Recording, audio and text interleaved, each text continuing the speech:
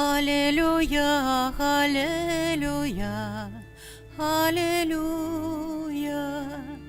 День полный радости настал, Христос живий з гробниці встав, з мертвих повстання прикладав.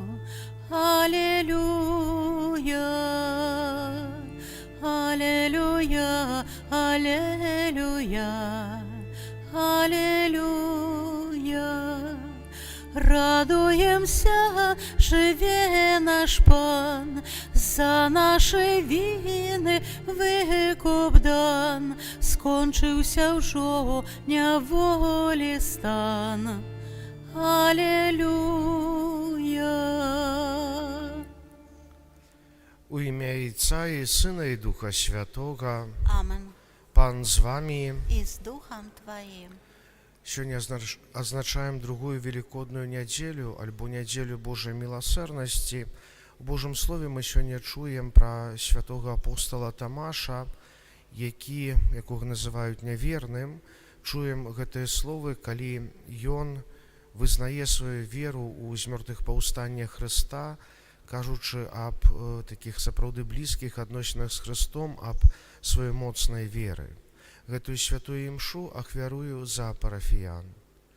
Перапросім Бога за наши грахі, каб мы годна маглі скласці найсвяцейшую ахвяру. Спавядаюся Богу Всемагутнаму і вам, браты і сёстры, што зграшыў я вельмі думкаю, словам, учинкам і занядбаннем. Моя вина, моя вельми вялікая вина. Таму прашу найсвяцейшую заўсёды Панну Марыю, усіх анёлаў і святых, і вас, браты і сёстры, помолиться за мяне да Пана Бога нашага. Нехай змілуецца над намі Бог усемагутны, і, адпусціўшы нам грахі, давядзе нас да жыцця вечнага. Амен. Пане, смилуйся над нами, Пане, смилуйся над нами, Христе, смилуйся над нами, Христе, смилуйся над нами, Пане, смилуйся над нами, Пане, смилуйся над нами. Хвала на вишинях Богу, а на землі супокой людям доброй воли. Хвалим Тебе, благословляем Тебе, кланяемся Тебе, прославляем Тебе, дякуем Тебе, деля великой хвалы Твоей. Пане Боже, володару небесный, Боже, Отче всемогутный, Пане Сыне одинородный, Иисус Христе, Пане Боже, баранку Божий, Сыне Отца, які береш на себе грехи свету, змилуйся над нами, які береш на себе грехи свету.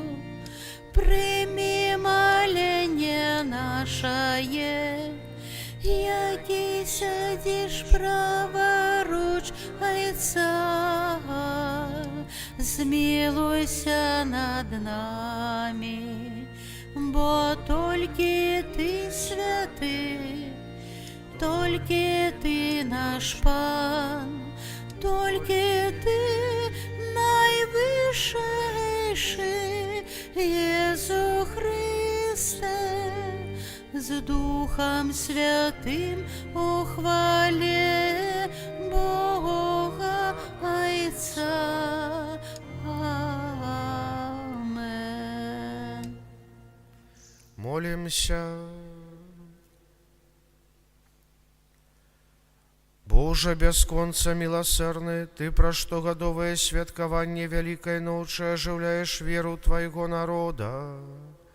Просім Цябе, павяліч у нас сваю ласку, каб мы глыбей спасціглі веліч хросту, якім былі ахрышчаныя, магутнасць духа, якім былі адроджаныя, і каштоўнасць крыві, якой былі адкупленыя. Праз Пана нашага Езуса Христа, Твайго Сына, які з Табою жыве і валадарыць у еднасці Духа Святога, Бог праз усе векі вечныя. Амен.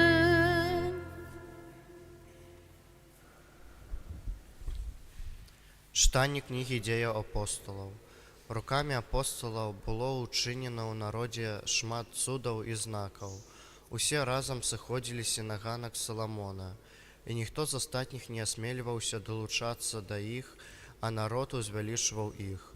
Усё больш веруючых далучалася да Пана мноства мужчын і жанчын, так што выносілі хворых на вуліцы і клалі іх на ложках і насілках, каб хоць цень Пятра, калі ён праходзіў, упала на каго-небудзь з іх. Сыходзілася таксама ў Єрусалем з навакольных мястэчак мноства людзей, якія прыносілі хворых і апанаваных нячыстым духам, і ўсе яны вылечваліся. Гэта Слова Божае. Дякуем Пану Богу.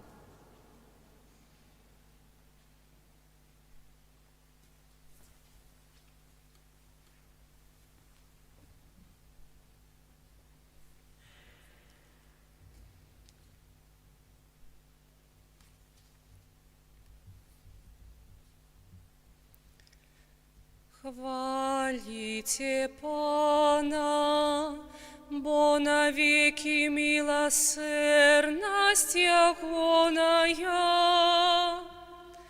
Хвалите Пана, бо навеки милосердность Ягоная. Няхай скаже Израиль, навеки милосердность Ягоная. Няхай скажа тепер дом Аарона, навеки милосердность Ягоная. Няхай скажуть тыя, хто боится Пана, навеки милосердность Ягоная. Хвалите Пана, бо навеки милосердность Ягоная. Правица Пана узнялася высоко, правица Пана проявила силу. Не помру, але жить буду и обвещать справы Пана. Моцно карал мяне Пан, але на смерть не выдал. Хвалите Пана, бо навеки милосердность Ягоная. Камень, откинутый будовниками, стал головою в угла. Пан учинил гэта, и дивно яно в очах наших. Вось день, який Пан учинил, будем радоваться в им и веселиться. Хвалите Пана, бо навеки Яго милосердность.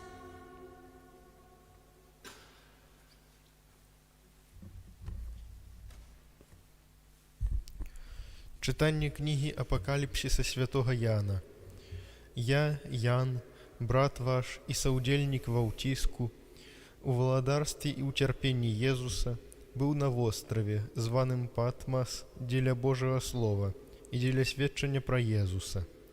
Я напоўніўся духам у дзень Пана і пачуў за сабою гучны голас, быццам трубы, які казаў: «Што бачыш, запішы ў кнізе і пашлі 7 касцёлам». Я абярнуўся, каб паглядзець, чый голас прамаўляў да мяне. І калі абярнуўся, то ўбачыў 7 залатых свечнікаў, а пасярод свечнікаў кагосьці падобнага да сына чалавечага, апранутага ў доўгія шаты і падперазанага на грудях залатым пасам. Калі я ўбачыў яго, упаў да ног ягоных, нібы мёртвы. Ён паклаў на мяне правіцу сваю, кажучы: «Не бойся. Я першы і апошні, і жывы, і быў мёртвы, і вось жывы навекі вечныя, і маю ключы смерці і пекла. Таму напішы тое, што ты ўбачыў, і што ёсць, і што павінна стацца пасля гэтага». Гэта Слова Божие. Дякуємо Пану Богу.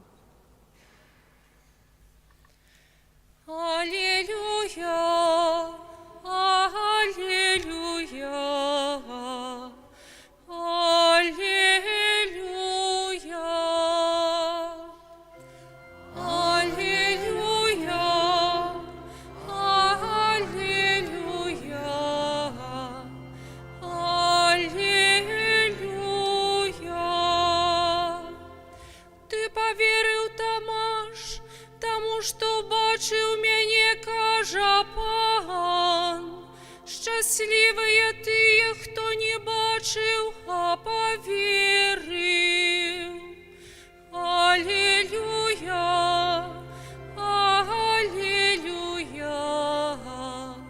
аллилуйя.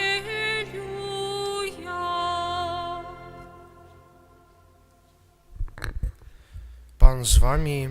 І з Духом Твоїм. Читання Святого Євангелія паводле Яна. Хвала Тобі, Пане. Калі быў вечар таго першага дня тыдня, і дзверы дома, дзе збіраліся вучні, былі замкнёны ад страху перад юдэямі, прыйшоў Езус і стаў пасярэдзіне і сказаў ім: «Спакой вам».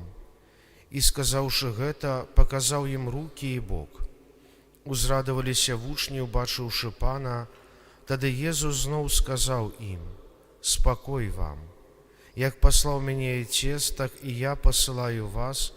І, сказаўшы гэта, дыхнуў і кажа: «Прыміце Духа Святога. Каму адпусціце грахі, таму будуць адпушчаны, на кім пакінеце, на тым застануцца». Тамаш, адзін з 12, называны Блізня, не быў з імі, калі прыйшоў Езус. Іншыя вучні казалі яму: «Мы бачылі Пана». Але ён сказаў ім: «Калі не ўбачу на руках яго ранаў ад цвікоў, і не ўкладу пальца свайго ў раны ад цвікоў, і не ўкладу рукі свае ў бок яго, не паверу».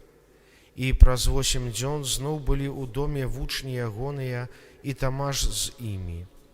Хоць дзверы былі замкнёныя, прыйшоў Езус, стаў пасярэдзіне і сказаў: «Спакой вам». Потым кажа Тамашу: «Дай сюды палец твой і паглядзі на рукі мае. Дай руку твою і ўкладзі ў бок мой. І не будзь няверуючым, але веруючым». Тамаш, адказваючы, сказаў яму: «Пан мой і Бог мой». Езус кажа яму: «Ты паверыў, Тамаш, таму што ўбачыў мяне. Шчаслівыя тыя, хто не бачыў, а паверыў». Шмат іншых цудаў, пра які не напісана ў гэтай кнізе, учыніў Езус перад вучнямі сваімі. Гэтае ж напісана, каб вы паверылі, што Езус ёсць Месія, Сын Божы, і каб веруючы, вы мелі жыццё ў імя ягонае. Гэта слова Пана.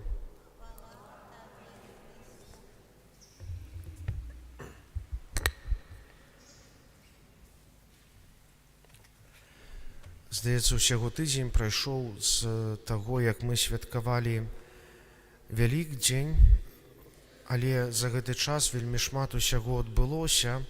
У панядзелак мы з сумам пачулі навіну аб смерці святога айца Францішка. Учора, не ведаю як хто, я, пакуль дзеці нашы выступалі на фестывалі, глядзеў трансляцыю з пахаваннем святога айца. Сапраўды такая падзея значная. Мы бачылі, як многія кіраўнікі краін, прадстаўнікі розных краін свету, амаль усіх зрэшты краін свету, сабраліся на гэтай жалобнай урачыстасці. І, напэўна, хто глядзеў трансляцыю, бачылі, што яна перарвалася пасля таго, як цела святога айца занеслі ў рымскую базыліку Санта-Марыя-Маджоре, Марыйную базыліку.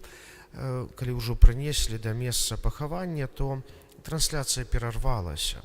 І пазней у каментары, які далі касцёльныя ўлады, казалася якраз аб тым, што гэтыя далейшыя абрады пахавання, ужо завяршэнне гэтых абрадаў адбываліся па просьбе святога айца у такой прыватнай атмасферы, калі было ўсяго некалькі кардыналаў, некалькі людзей, якія праз сваю паслугу былі блізка да святога айца. І вось гэтая такая прыватнасць часам незразумела, калі кажацца асабліва аб асобе святога айца альбо нейкіх публічных асобах. Але тым не менш гэтая прыватнасць, яна заўсёды з'яўляецца важным, бо неаднойчы у такой атмасферы прыватнай атмасферы блізкасці паміж людзьмі адбываюцца вельмі важныя падзеі. І ў Божым слове, якое мы сёння чуем, мы бачым, як Езус прыходзіць да сваіх вучняў, прыходзіць 2 разы. І заўсёды гэта адбываецца тады, калі дзверы таго дому, дзе яны знаходзяцца, замкнёныя, яны не чакаюць нікога, нават, як ведаем, такім страху перажываюць, што, можа, і за імі прыйдуць жаўнеры, як Езуса забілі, можа, і іх заб'юць. І бачым, што да іх прыходзіць Езус. Прыходзіць, кажучы, спакой вам, але разам з гэтым прыходзіць, каб у гэтай такой атмасферы блізасці са сваімі вучнямі, калі ніхто іншы не можа быць тут, ён кажа ім пра вельмі важныя рэчы. Ён абуджае ў іх веру ў тое, што ён уваскрос. Бо чулі мы пра тое, што яны думалі, можа, гэта прывід, нешта іншае. Але бачым, што Езус, прыходзячы да іх, перадусім прыходзіць, каб гэта вера іх, яна з'явілася і каб яна была моцнай. І вельмі добра бачна гэта на прыкладзе апостала Тамаша, які спачатку кажа аб сваім нявер'і, аб тым, што не верыць тым словам сведчанню, якую перадаюць яму яго браты апосталы. Але калі прыходзіць Езус, калі ён бачыць уваскрослага Езуса, ён выказвае гэтую веру. І нават больш Езус кажа, што шчаслівыя ёсць тыя, хто не бачыў, а паверыў. Мы бачым, што гэтая вера нараджаецца у глыбіні, у сэрцы чалавека, у тым, што даступна толькі чалавеку і Богу, і больш нікому. І далей яна распаўсюджваецца на іншых людзей. І так адбываецца ў жыцці апосталаў, калі спачатку яны асабіста перажываюць досвед веры ў Хрыста ўваскрослага, і перажыўшы гэты досвед, мы чуем, як у дзень Пятидесятніцы яны выходзяць на вуліцы Іерусаліма, каб абвяшчаць аб сваім досведзе веры. І пазней гэты досвед веры яны перадаюць людзям у розных краінах. Як ведаем, яны разыходзяцца па ўсім свеце, каб сведчыць аб тым, што Хрыстус уваскрос, аб тым, што Бог дае збаўленне. І менавіта такім чынам гэта адбываецца. Як і ў нашым жыцці, калі мы перажываем асабісты досвед веры, пазней мы дзелімся ім з іншымі людзьмі. Спачатку, можа, у нашай сям'і, сярод нашых сяброў, знаёмых, бабулі перадаюць гэта сваім унукам, бацькі дзецям і гэтак далей. Але далей гэты досвед веры, ён перадаецца іншым людзям, тых, каго мы сустракаем на нашым жыццёвым шляху, можа, аднакласнікам, сябрам і гэтак далей.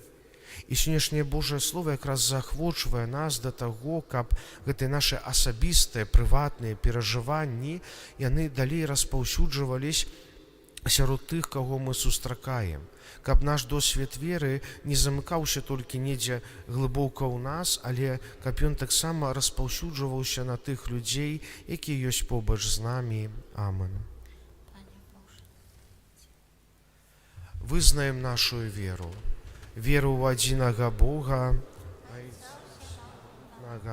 стварыцеля неба і зямлі, усяго бачнага і нябачнага, і ў адзінага Пана Езуса Хрыста, Сына Божага адзінароднага, Зайца народжанага, перад усімі вякамі, Бога ад Бога, святло ад святла, Бога сапраўднага ад Бога сапраўднага, народжанага, а не створанага, адзінасутнага Айцу, праз якога ўсё сталася. Ён дзеля нас, людзей, і дзеля нашага збаўлення зышоў з неба і ўцелавіўся ад Духа Святога з Дзевы Марыі і стаўся чалавекам, укрыжаваны таксама за нас, Понскім Пілаце, быў замучаны і пахаваны, і на трэці дзень уваскрос паводле Пісання, і ўзышоў на неба, сядзіць праваруч Айца, і зноў прыйдзе ў хвале, судзіць жывых і памерлых, і яго валадарству не будзе канца. Веру ў Духа Святога, Пана і Жыватворцу, які з Айца і Сына паходзіць, якому разам з Айцом і Сынам належыць пакланенне і хвала, які прамаўляў праз прарокаў. Веру ў адзіны святы каталіцкі і апостальскі касцёл, вызнаю адзіны хрост для адпушчэння грахоў і чакаю скрашэння памерлых і жыцця вечнага ў будучым свеце. Амен. Праз Езуса Хрыста, які для нас памёр і з мёртвых паўстаў, каб падарыць нас жыццём вечным, узнясём да Бога супольныя малітвы. Молімся за святы касцёл, каб абвяшчаў людзям радасную праўду аб змёртвых паўстанні Хрыста. Цябе просім. Выслухай нас, Пане. Молімся за святароў, каб яны сведчылі аб уваскрослым Хрысце. Цябе просім. Выслухай нас, Пане. Молімся за людзей, якія займаюць высокія пасады ў нашай дзяржаве, каб іх рашэнні спрыялі дабрабыту і духоўнаму развіццю нашага народа. Цябе просім. Выслухай нас, Пане. Молімся за тых, каго Дух Святы адарыў сваім выключнымі дарамі, каб сваім служэннем яны заахвочвалі ўсё больш людзей да веры ў Хрыста. Цябе просім. Выслухай нас, Пане. Молімся за людзей, якія страцілі надзею, каб уваскрослы Хрыстус адарыў іх асаблівай ласкай. Цябе просім. Выслухай нас, Пане. Молімся за нас, удзельнікаў гэтай святой імшы, каб мы ў штодзённым жыцці з веры чэрпалі сілы для жыцця ў згодзе і любові. Цябе просім. Выслухай нас, Пане. Міласэрны Божа, дзякуем Табе за ўсе дары Твае дабрыні і просім, навучы нас згодна іх выкарыстоўваць праз Хрыста, Пана нашага. Амен.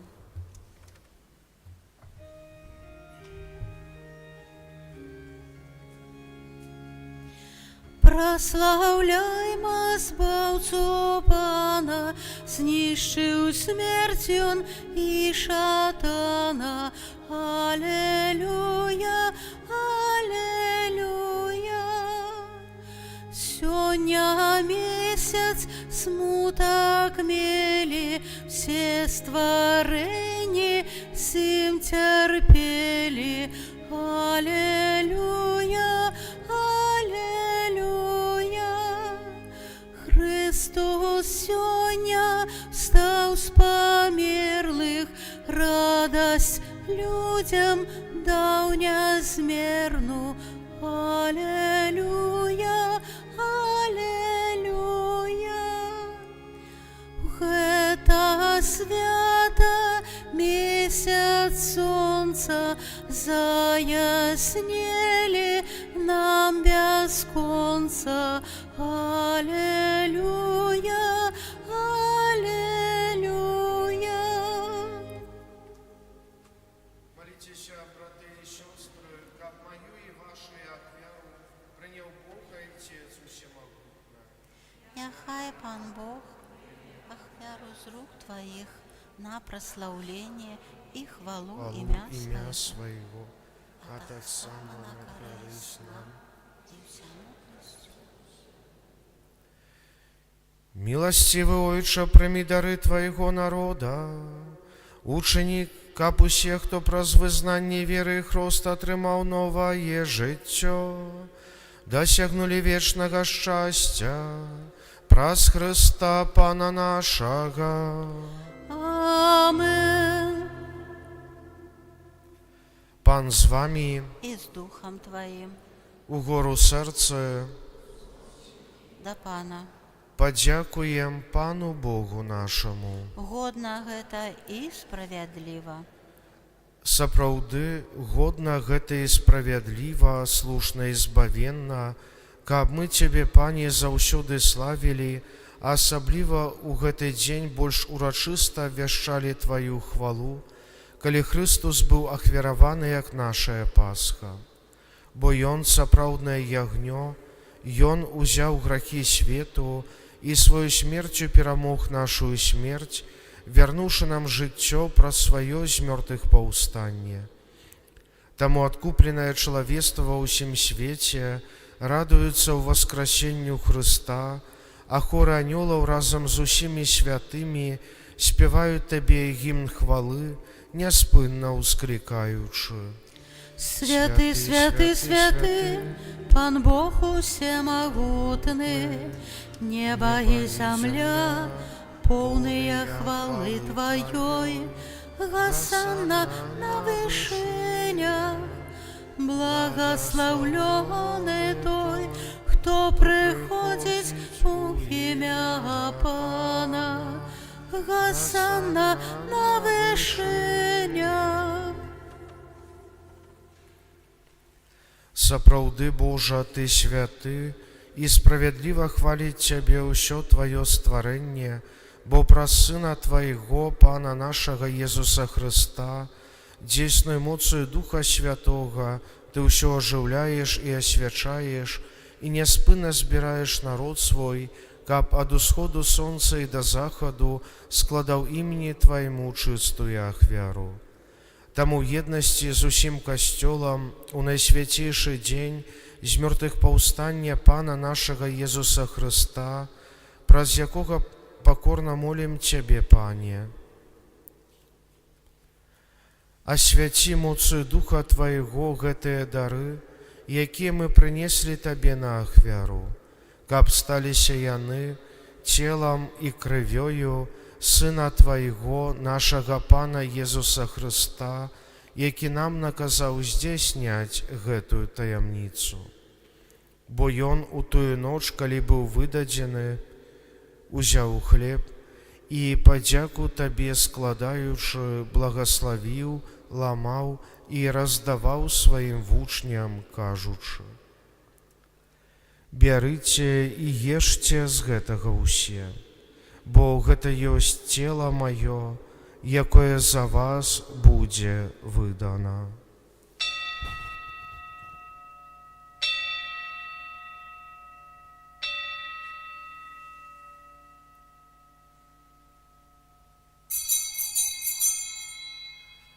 Падобным чынам па вячэры узяў келіх і падзяку Табе складаючы, благаславіў і падаў сваім вучням, кажучы: «Бярыце і піце з яго ўсе, бо гэта ёсць келіх крыві маёй, новага і вечнага запавету, якая за вас і за многіх будзе праліта дзеля адпушчэння грахоў.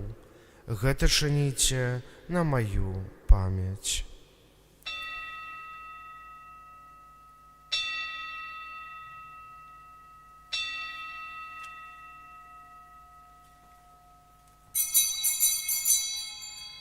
Гэта вялікая таямніца веры. Обвящаем смерть Твою, Пане Пане Иисус. Езу, Вызнаем вызнаем Твое Твое воскресение воскресение и и чакаем чакаем Твоего Твоего прыйсця ў хвалі. Пане, успамінаючы збаўчую муку Твайго Сына, а таксама Яго цудоўнае воскресенне ў небаўшэсце і чакаючы Яго другога прыйсця, з падзякою складаем Табе гэтую жывую і святую ахвяру. Узглянь просім на дар Твайго касцёла і прымі яго як ахвяру, якой Ты пажадаў быць уміласціўлены.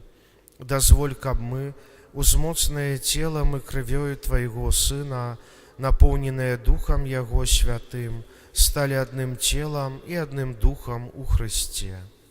Няхай Ён сам учыніць нас вечным дарам для Цябе, каб мы змаглі атрымаць спадчыну з выбраннікамі Тваімі, найперш з найсвяцейшай Паннай Багародзіцай Марыяй, са святым Юзафам, яе абраннікам, са святымі апосталамі Тваімі слаўнымі мучанікамі, са святым Францішкам і ўсімі святымі, праз заступніцтва якіх мы спадзяёмся на Тваю нястомную дапамогу.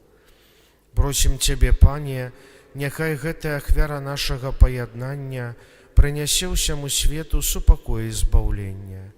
Будзь ласкавы ўмацаваць у веры любові касцёл Твой, які пілігрымуе на зямлі, з біскупам нашым Юзафам, з усімі біскупамі, усім духавенствам і ўсім народам Табою адкупленым. Будзь міласцівы да просьбаў гэтай сям'і, якая па Твоей волі стаіць перад Табою. О добры Ойча, ласкава з'яднай з сабою ўсіх рассеяных па свеце дзяцей Тваіх, нашых памерлых братоў і сясцёр і ўсіх, хто ў ласцы Твоей адышоў з гэтага свету, міласціва прымі ў валадарства Тваё, дзе і мы спадзяёмся быць, каб разам з імі заўсёды радавацца Тваёй хвале, праз Хрыста, Пана нашага, праз якога адорваеш свет усялякімі дабротамі. Праз Хрыста, з Хрыстом і ў Хрысце, Табе, Божа Ойча усемагутная, у еднасці Духа Святога, вся пашана і хвала праз усе вякі вечныя. Амен.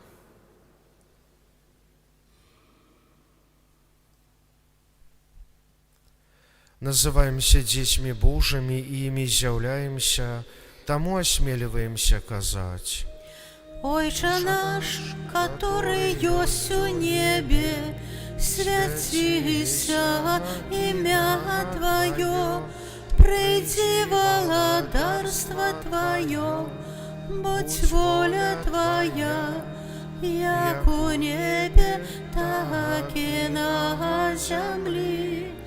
Хлеба нашего штоденного дай нам сегодня, и отпусти нам провины наши, яки мы отпускаем виноватым нашим, и не вводь нас в спокусу, але збав нас от злого. Просім Цябе, Пане, збаў нас ад усяго злога, дай ласкава супакою дні нашыя, дапамажы нам у міласэрнасці Тваёй, каб мы былі заўсёды вольныя ад граху і захаваныя ад усялякага неспакою, чакалі спаўнення шчаслівай надзеі і прыйсця збаўцы нашага Езуса Хрыста. Бо Твое владарство і моц, і хвала навеки. Пане Єзу Христе, Ти сказав апостолам Твоим: «Супокой покидаю вам, супокой мой даю вам». Просим, не зважай на грехи наши, але на веру Костела Твоего, и будь ласкавы згодна з Твоей волей одарить Его супокоем и едностью, які живеш и валадариш на веки вечные. Амен. Супокой Пана нехай завсёды буде з вами. І з Духом Твоїм. Передайте ближнему знак супокою.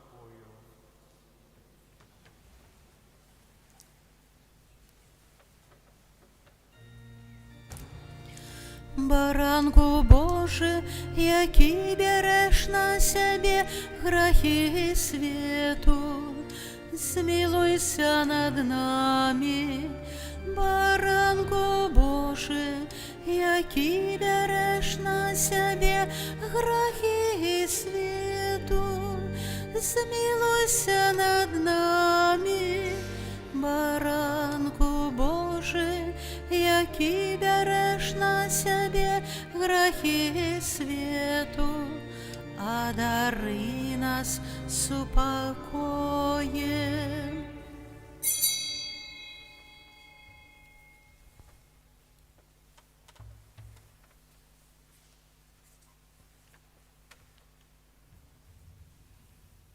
Вось баранок Божий, вось той, хто бере на себе грехи свету, благословленные, покликанные на вечеру Ягоную. Пани, я не вартый, как Ты вошел до меня, не скажи только слово, и будь оздоровлена душа моя.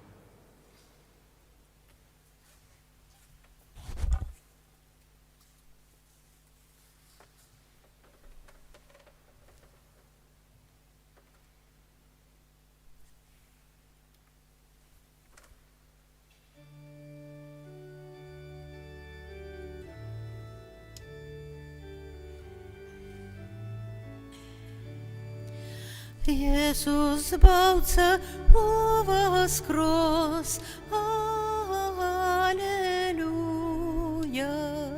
Мир и радость нам принес,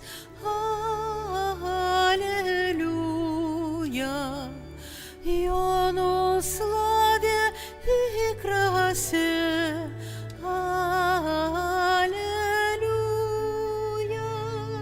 на землі співайте все, аллилуйя. Божую явив любов, аллилуйя. У найбольшем избою,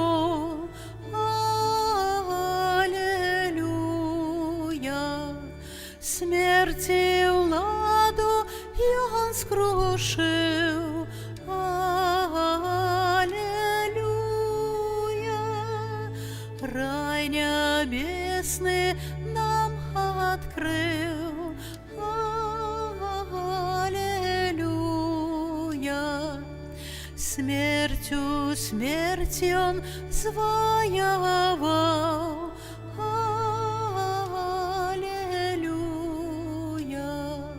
моцу пекла одобрал,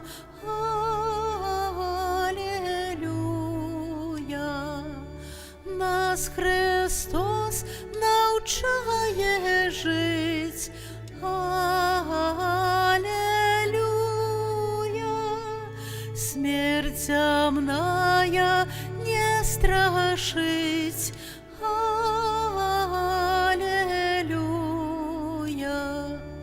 шлях открылся нам промы,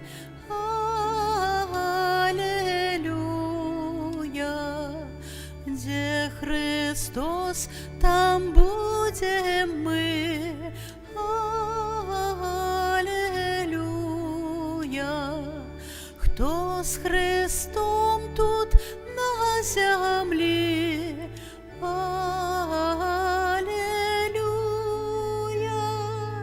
Будет єсим на вишині. Алілуя. Єсус Збавця воскрес. Алілуя. Мир и радость нам принес. Аллилуйя. И Он у славе и красе. Аллилуйя. На земле спевайте все.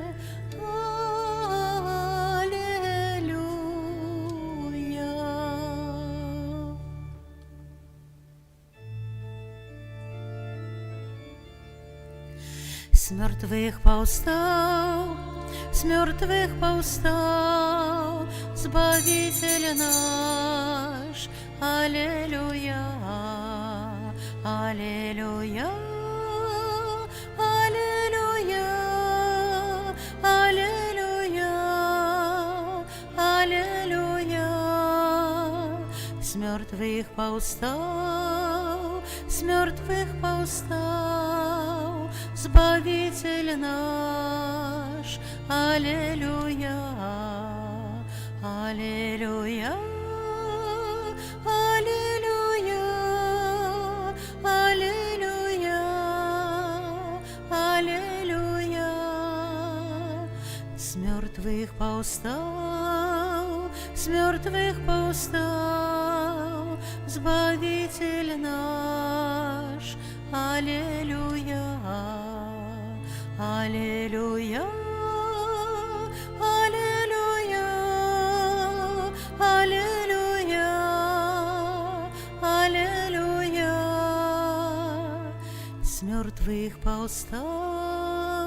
С мертвых повстал, Збавитель наш. Аллилуйя, аллилуйя, аллилуйя, аллилуйя, аллилуйя.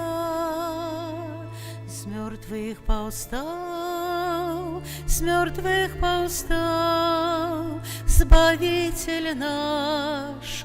Аллилуйя, аллилуйя, аллилуйя, аллилуйя, аллилуйя.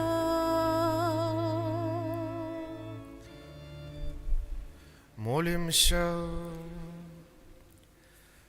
Просим Тебе, всемогутный Боже, ученика прийняти нами пасхальний сакрамент, заўсёды быў дзейсным у наших душах, праз Христа Пана нашага. Амен.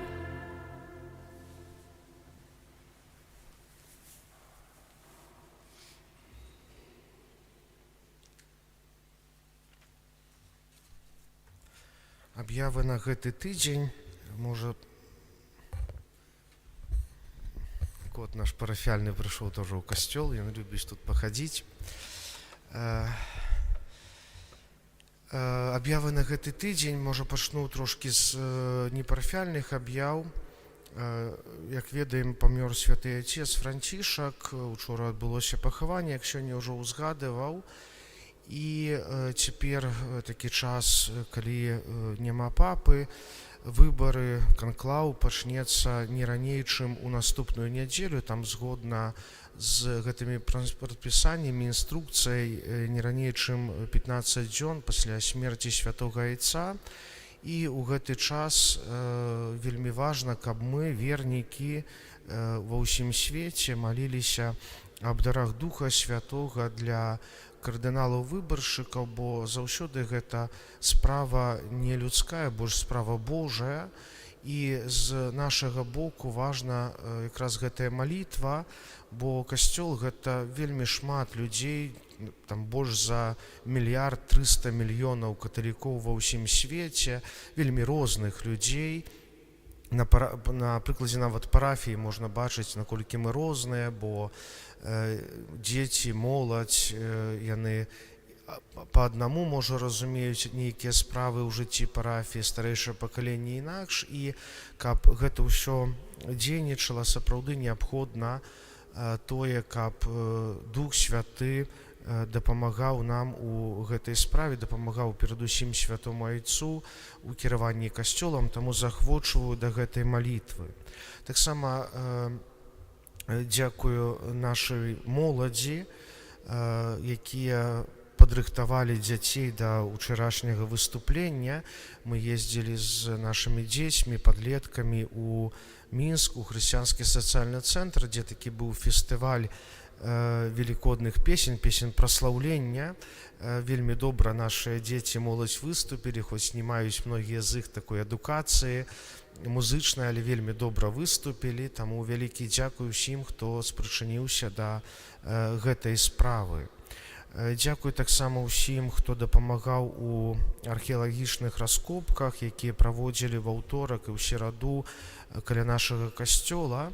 Удалося знайсці падмуркі кляштара, зірнуць на іх, які іх стан, але таксама знайшлі падмуркі касцёла, старога касцёла, пра якія, прынамсі, гісторыкам не было вядома, і цяпер далей будзем даследаваць усю гэтую справу з тым, што практычна ёсць вялікае жаданне таго, каб алтар, які маем у гэтым памяшканні, не ведаю, як цяпер называць яго, стары алтар, каб яго магчыма змясціць ужо там, калі атрымаецца гэта адбудаваць, бо там, зразумела, шмат яшчэ часу, шмат сродкаў, шмат сіл на гэта трэба, але практычнае значэнне гэта таксама мае, толькі што такая перспектыва даволі далёкая. Аб'явы на гэты тыдзень.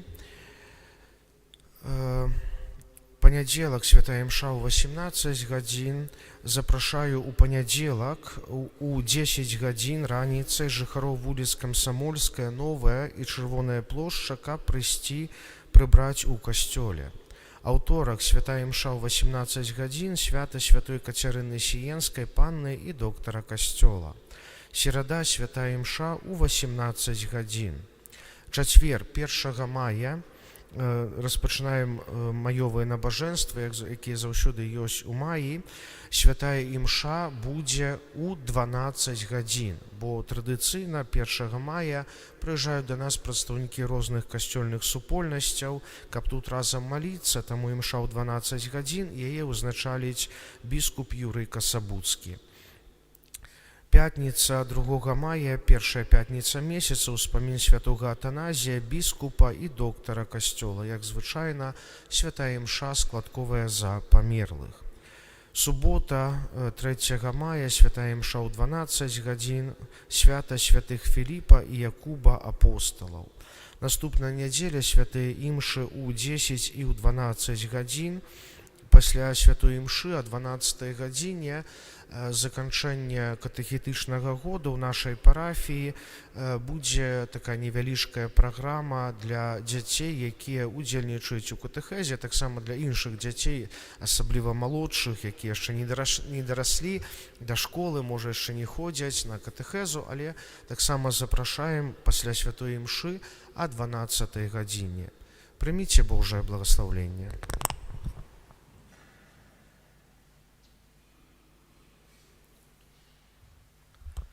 Пан з вами и с Духом Твоим. Няхай вас благословить Бог усемогутный, Отец и Сын и Дух Святый.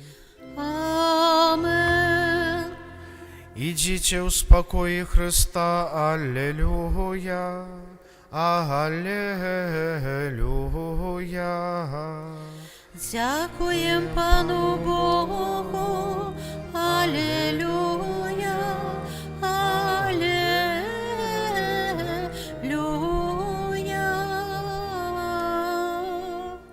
Святый Архангеле Михале, Беражы нас у змаганні супраць спакусаў і пастак Слова Духа. Будь нам абаронаю, князю войска нябеснага, моцею Божою скинь у пекло сатану и на душу снуюсь по свете. Аминь.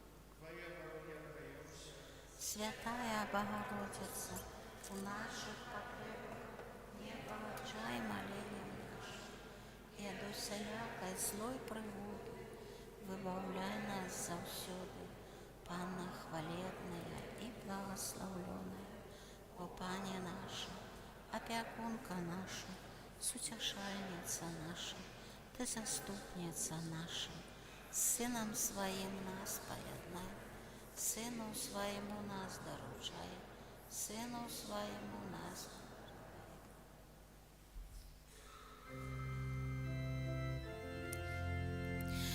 Радуйся, небо, владарка, бо той, кому ты ёсть маті, з мертвих повстав згодна словом, а ти молі за нас, Бога. Аллилуйя, аллилуйя. Тешься и радуйся в небе, за нас молися потребе, капі ми в небе спевали, Бога и Тебе прославляли. Аллилуйя, аллилуйя.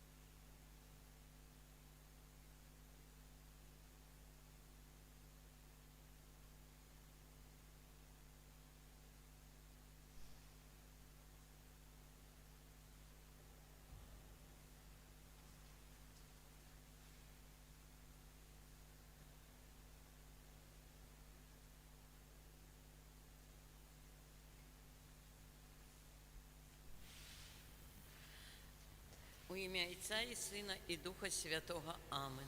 Веру у Бога, Отца Всемогутного, Створителя неба и земли, і в Єсуса Христа, Сина Його одиного, Пана нашого, який був зачатий від Духа Святого, народився з Діви Марії, замучений при Понтськім Пілаті, укрижований, помер і був похований.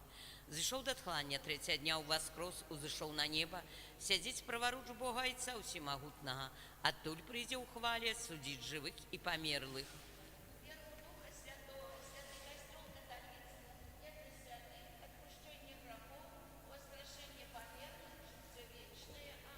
Отче наш, который есть в небе, светися имя Твое, приди владарство Твое, будь воля Твоя, як у небе, так и на земле.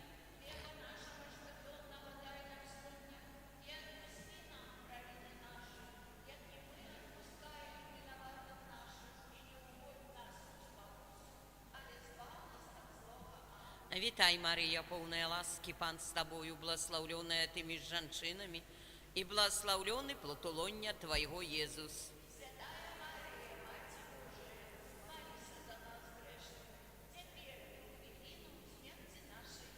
Вітай, Марія, повная ласки, Пан с Тобою, благословленная Ты между женщинами, благословленный плод лона Твоего, Иисус.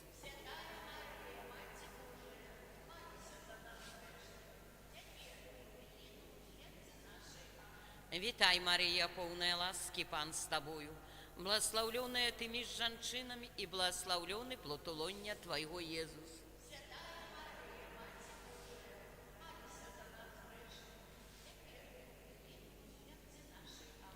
Хвала Отцу и Сыну и Духу Святому. О Мария, без граху першородного зачатая, о мой Єзу, пробач нам провины наши, заховай нас от огню пекельного, проведи все души на небо, и допоможи особливо Ты, кому найбольш потребна Твоя милость. Таємниця першої частки хвалебної з мертвих повстання Єсуса Христа. Коли прийшла субота на світанні першого дня тижня, прийшла Марія Магдалена і другая Марія поглядеть могилу. Ангел же сказав женщинам: не бойтеся, бо ведаю, що ви шукаєте Єсуса укрижованого. Його нема тут, він у вас кросик, і сказав: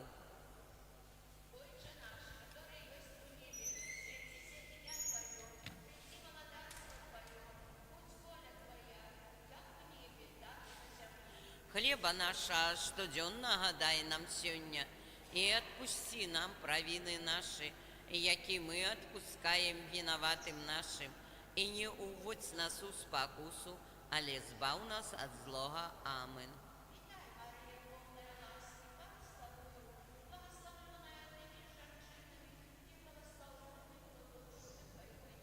Святая Марія, Маті Божия, молися за нас грешних, теперь и у хвилину смерти нашей. Амин.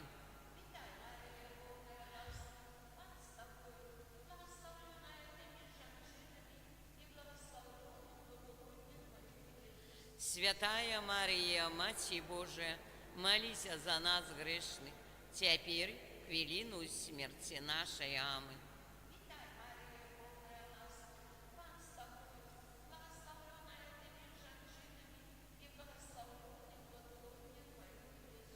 Святая Мария, Маті Божия, молися за нас грешных, теперь и у хвилину смерти нашей. Амин.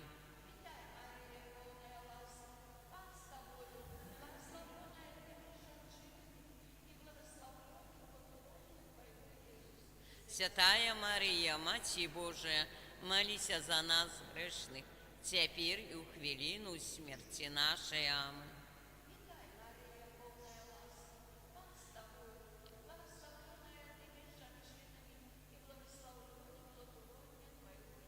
Святая Мария, Маті Божия, молися за нас грешных, теперь и у хвилину смерти нашей. Амин.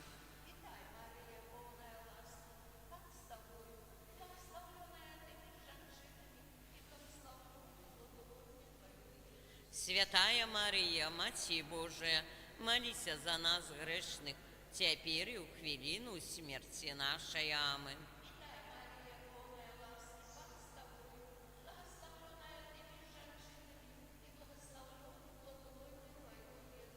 Святая Мария, Матерь Божия, молись за нас грешных, теперь и в хвилину смерти нашей. Аминь.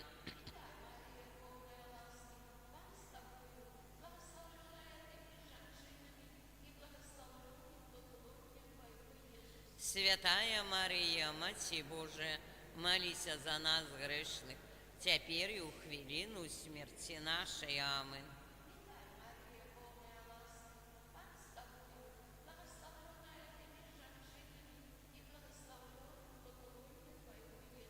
Святая Мария, Матерь Божия, молись за нас грешных, теперь и в хвилину смерти нашей. Аминь.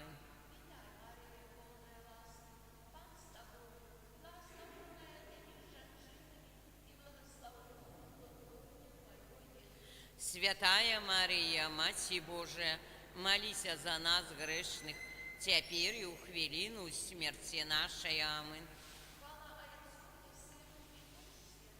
Як была спрадвеку, теперь заўсёды и на веки вечные. Аминь. Молись за нас, кто у Тебе поратунку шукає. Прабач нам провины наши, захавай нас от огню пекельного, проведи все души на небо и допоможи, особливо ты, найбольш потребна Твоя милосердность. Таямница другая, частки хвалебной, в небоушествии Иисуса Христа. И вывел из места добытания, и, поднявши руки свои, благословил. Коли благословил, стал отдаляться от них и узноситься на небо. Анёлы сказали, чего стоите, узираючися на небо? Это Иисус, узятый от вас на небо, прийде так само, як бачили вы его узыходячим на небо.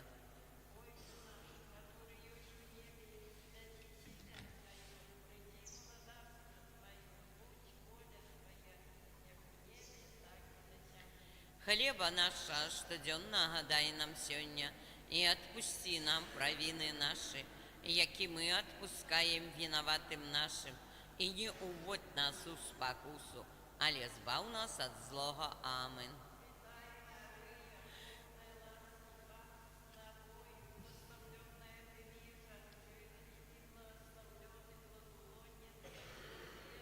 Святая Мария, Матерь Божия, молись за нас грешных, теперь и в хвилину смерти нашей. Аминь.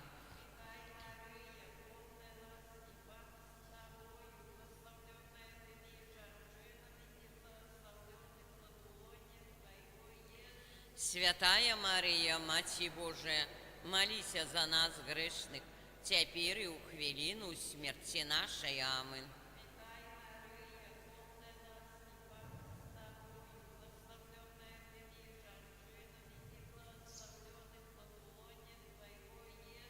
Святая Мария, Матерь Божия, молись за нас грешных, теперь и в хвилину смерти нашей. Аминь.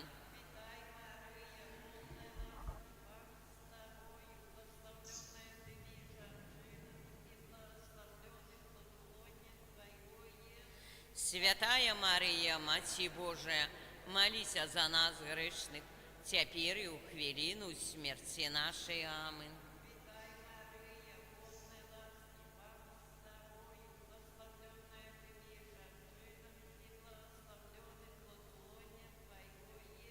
Святая Мария, Матерь Божия, молись за нас грешных, теперь и в хвилину смерти нашей. Аминь.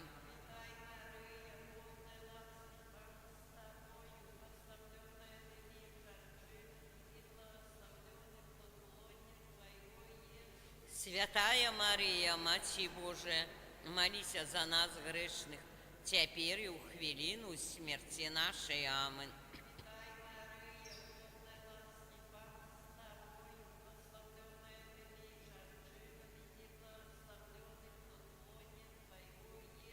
Святая Мария, Матерь Божия, молись за нас грешных, теперь и в хвилину смерти нашей. Аминь.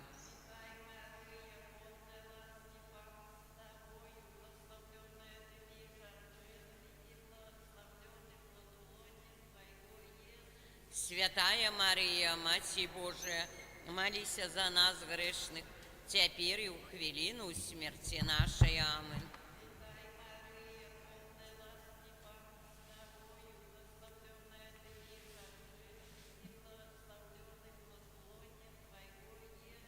Святая Мария, Матерь Божия, молись за нас грешных, теперь и в хвилину смерти нашей. Аминь.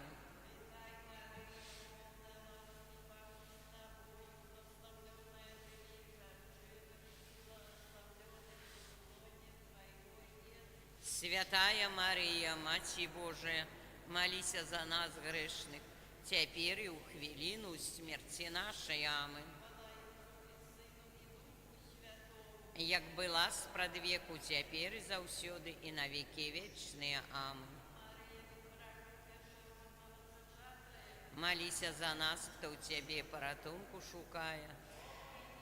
Прабач нам провины наши, захавай нас ад огню пекельна, провядзі ўсе души на небо и дапамажы асабліва тым, кому найбольш патрэбна твоя милосердность. Таямница третья частки хвалебной с послания Духа Святого.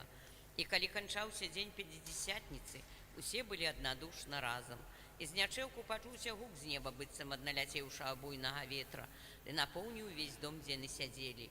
И показаліся ім падзеленыя языкі, быццам агнявыя, ды паселі на кожны з іх, и напоўніліся ўсе Духом Святым.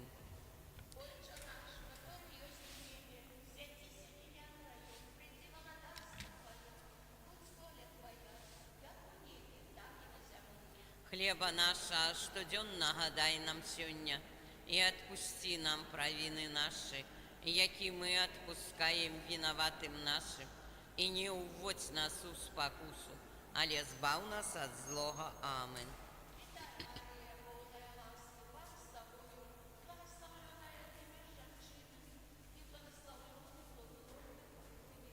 Святая Мария, Матерь Божия, молись за нас грешных, теперь и в хвилину смерти нашей. Аминь.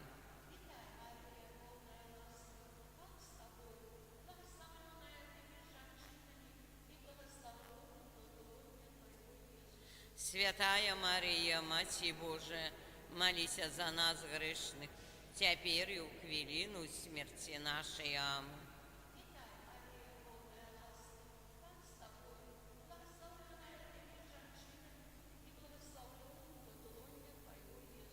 Святая Мария, Матерь Божия, молись за нас грешных, теперь и в хвилину смерти нашей. Аминь.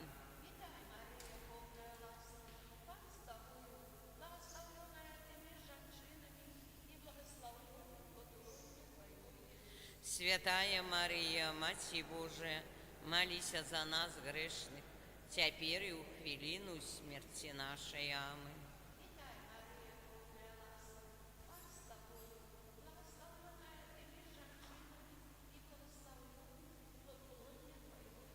Святая Мария, Матерь Божия, молись за нас грешных, теперь и в хвилину смерти нашей. Аминь.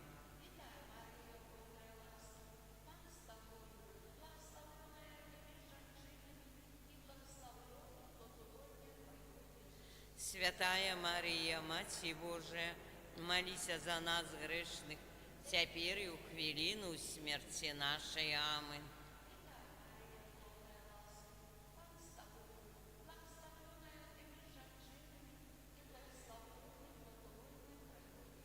Святая Мария, Матерь Божия, молись за нас грешных, теперь и в хвилину смерти нашей. Аминь.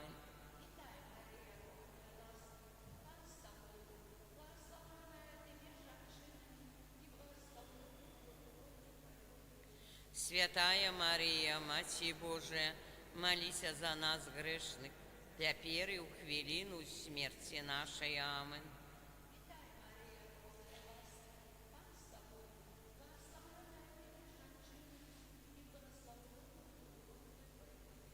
Святая Мария, Матерь Божия, молись за нас грешных, теперь и в хвилину смерти нашей. Аминь.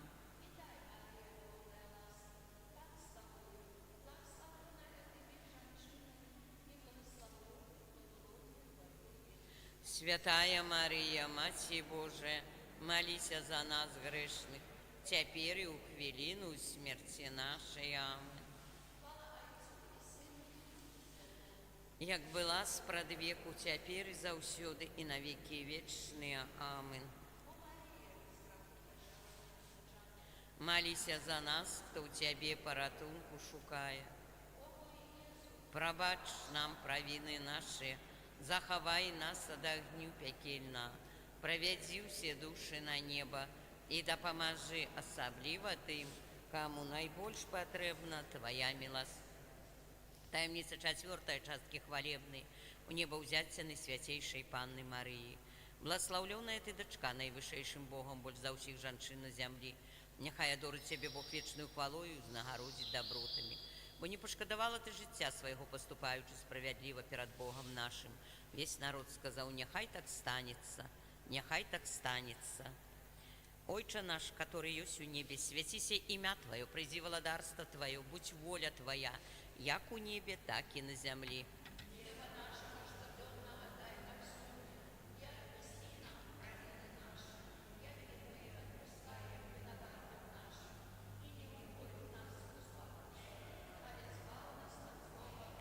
Вітай, Марія, поўная ласкі, Пан з Табою, бласлаўлёная Ты між жанчынамі, і бласлаўлёны плод улоння Твайго, Езус.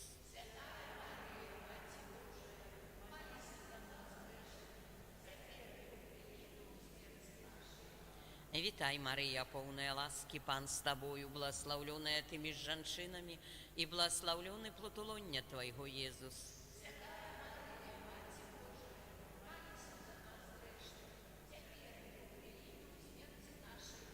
Вітай, Марія, поўная ласкі, Пан з Табою, бласлаўлёная Ты між жанчынамі, і бласлаўлёны плод улоння Твайго, Езус.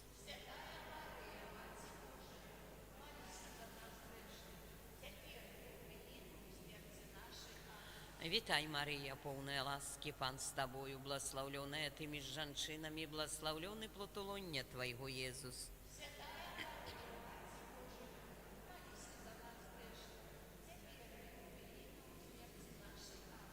Вітай, Марія, поўная ласкі, Пан з Табою, бласлаўлёная Ты між жанчынамі, бласлаўлёны плод улоння Твайго, Езус.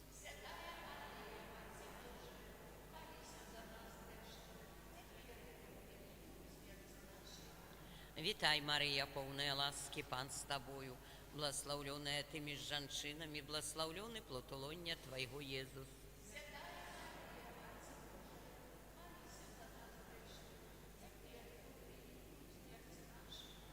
Вітай, Марія, поўная ласкі, Пан з Табою, бласлаўлёная Ты між жанчынамі, і бласлаўлёны плод улоння Твайго, Езус.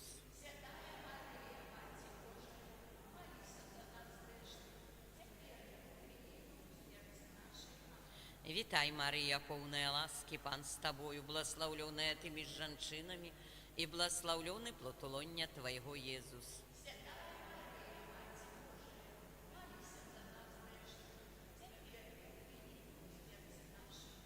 Вітай, Марія, поўная ласкі, Пан з Табою, бласлаўлёная Ты між жанчынамі, і бласлаўлёны плод улоння Твайго, Езус.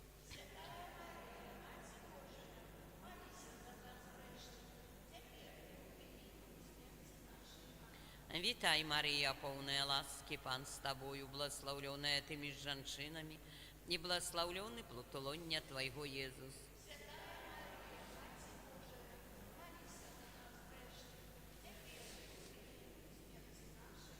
Хвала Айцу і Сину і Духу Святому. О, Марія, без граху першароднага зачатая, о мой Езу, прабач нам правіны нашы, захавай нас ад агню пекі, правядзі ўсе душы на неба і дапамажы, каму найбольш патрэбна Твая міласэрнасць. Таямніца 5 часткі хвалебнай, карнавання найсвяцейшай Панны Марыі. І знак вялікі паказаўся на небе. Жанчына, апранутая ў сонца і месяц пад нагамі ў яе. На галаве яе вянок з 12 зорак. Я пасялілась на вышынях, і трон мой на слупе з воблакаў. То знайшоў мяне, то знайшоў жыццё, і атрымае ласку ад Пана.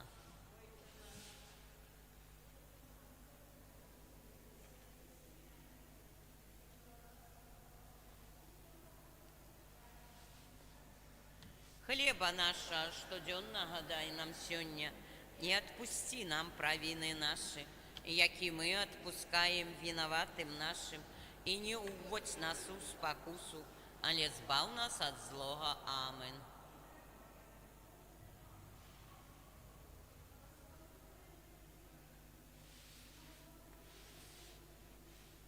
Святая Мария, Матерь Божия, молись за нас грешных, теперь и у хвилину смерти нашей. Амин.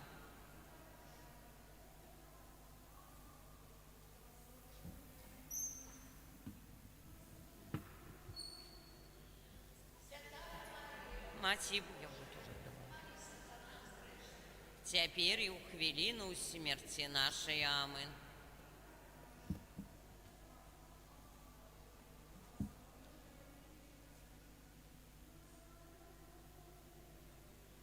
Святая Мария, Матерь Божия, молись за нас грешных, теперь и у хвилину смерти нашей. Амин.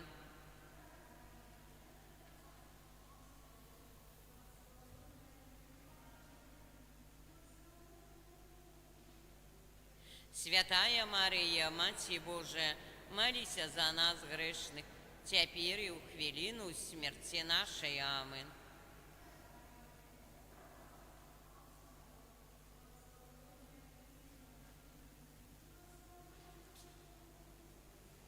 Святая Мария, Матерь Божия, молись за нас грешных, теперь и у хвилину смерти нашей. Амин.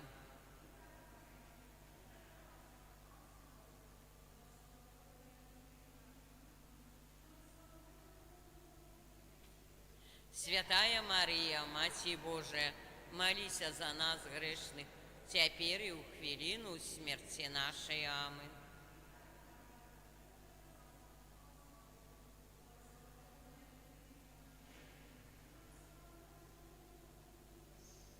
Святая Мария, Матерь Божия, молись за нас грешных, теперь и у хвилину смерти нашей. Амин.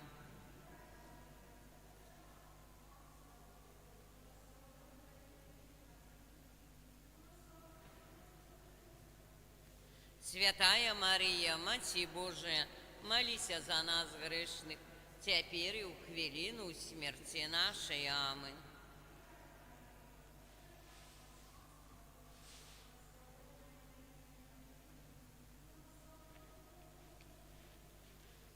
Святая Мария, Матерь Божия, молись за нас грешных, теперь и у хвилину смерти нашей. Амин.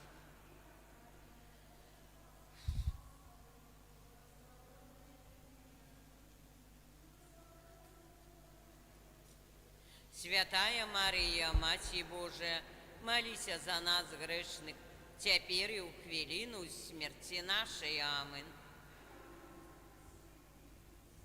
Як была спрад веку, теперь заўсёды и на веки вечные. Амин. Молись за нас, кто у тебе поратунку шукая. Прабач нам провины наши, захавай нас ад агню пякельнага, правядзі ўсе душы на неба і дапамажы асабліва тым, каму найбольш патрэбна твоя міласэрнасць. Кір'я лейсан, Христа, пачуй нас.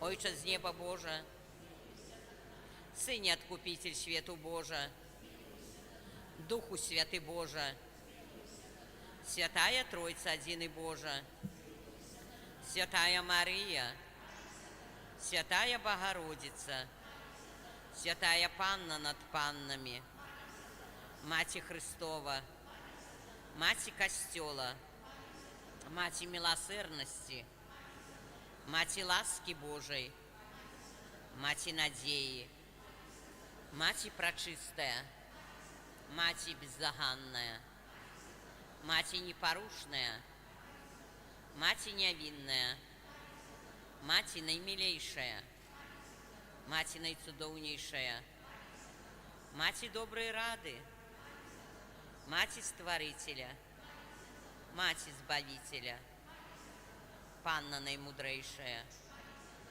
Панна хвалы годная, Панна прославленная, Панна могутная, Панна ласкавая, Панна верная, люстра справедливости, столица мудрости, причина нашей радости, святыня духовная, святыня хвалебная, святыня славная побожности, ружа мистычная, вежа Давидова, вежа с кости слоновой, золоты доме, ковчег заповету, брама небесная, зорка ранішняя, оздоровление хворых, притулок грешных, полегка мигрантов, сутешальница засмученных, успомога християнов, королева анелов, королева патриархов, королева пророков, королева апостолов, королева мучеников, королева веровызнавцев, королева паннов, королева всех святых, королева без греху першородного зачатая, королева у небо взятая, королева ружанца святого, королева семьев, королева с упокою, королева у цудовным бусловским образе, королева Беларуси, баранку Божий, який береш на себе грехи свету, баранку Божий, який береш на себе грехи свету, баранку Божий, який береш на себе грехи свету. Молись за нас, Святая Богородица. Молимся, просим Тебя, Пане Боже, дозволь нам, слугам Твоим, тешиться тривалым здоровьем души и тела, прославное заступництво Святейшей завсёды Панны Марии, мою ласку вызволить нас от теперешнего смутку, одарить вечной радостью, прос Христа Пана нашего. Амин. Твоей обороне отдаемся, Святая Богородица, у наших потребах не погорджай молением нашим, и от усялякой злой пригоды выбавляй нас завсёды, Панна хвалебная и благословленная.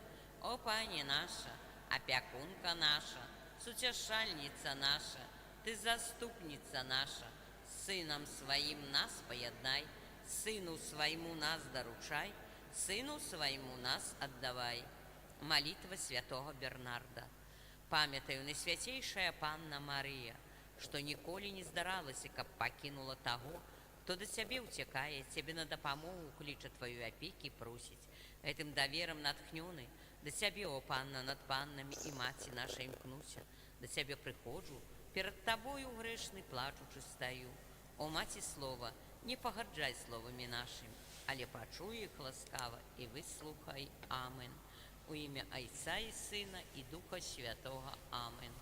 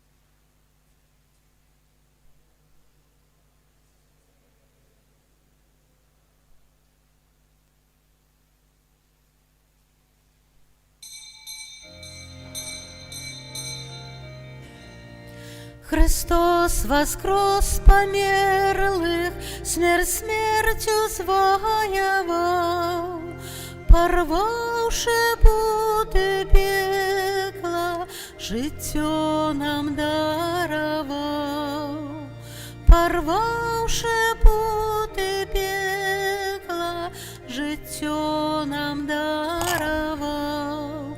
А полночи с гробницы Збавитель воскрес, всем верным с неба радость и покой принес.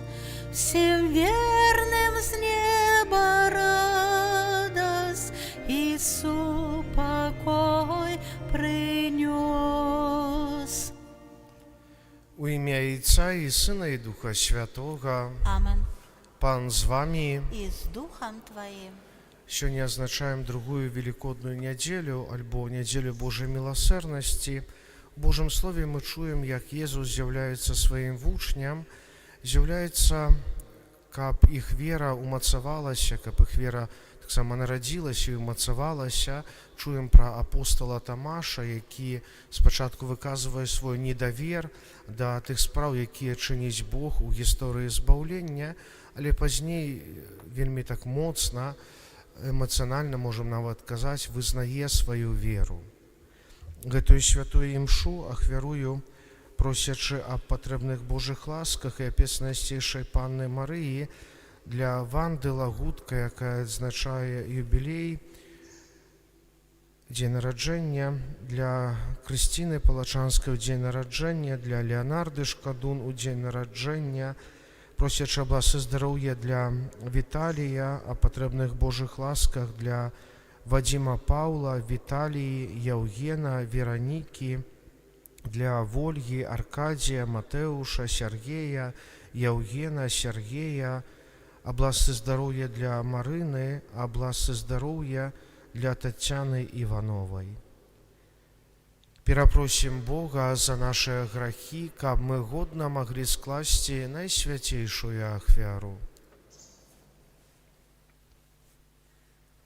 Спавядаюся Богу Всемагутнаму і вам, браты і сёстры, што зграшыў я вельмі думкаю, словам, учынкам і занядбаннем. Моя вина, моя вина, моя вельмі вялікая вина, таму прашу найсвяцейшую, заўсёды Панну Марыю, усіх анёлаў і святых, і вас, браты і сёстры, памаліцца за мяне да Пана Бога нашага. Няхай змілуецца над намі Бог усемагутны і, адпусціўшы нам грахі, давядзе нас да жыцця вечнага. Амен. Пане, смилуйся над нами, Пане, смилуйся над нами, Христе, смилуйся над нами, Христе, смилуйся над нами, Пане, смилуйся над нами, Пане, смилуйся над нами.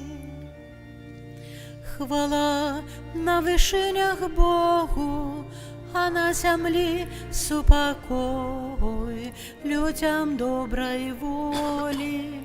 Хвалим Тебе, благословляем Тебе, кланяемся Тебе, прославляем Тебе, дякуем Тебе, деля великой хвалы Твоей. Пане Боже, володару небесный, Боже, Отче всемогутный, Пане Сыне одинородный, Иисус Христе, Пане Боже, баранку Божий, Сыне Хайца, яки берешь на себе грехи и свету, смилуйся над нами, які береш на себе грехи свету. Прими моление нашее, які сядешь праворуч Отца, змилуйся над нами, бо только Ты святый, только Ты наш Пан, только Ты найвышейший, Иисус Христе, с Духом Святым у хвале Бога Отца. Амен. Молимся. Боже, бясконца милосердны, Ты пра штогадовае святкаванне Вялікай ночы оживляешь веру Твайго народа. Просим Тебе, павялічу нас свою ласку, каб мы глыбей спасціглі веліч хросту, якім былі ахрышчаныя, магутнасць духа, якім былі адроджаныя, і каштоўнасць крыві, якой былі адкупленыя. Праз Пана нашага Езуса Христа, Твайго Сына, які з Табою жыве і валадарыць у еднасці Духа Святога, Бог праз усе векі вечныя. Амен.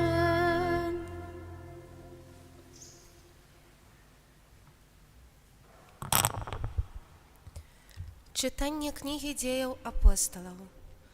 Рукамі апосталаў было ўчынена ў народзе шмат цудаў і знакаў.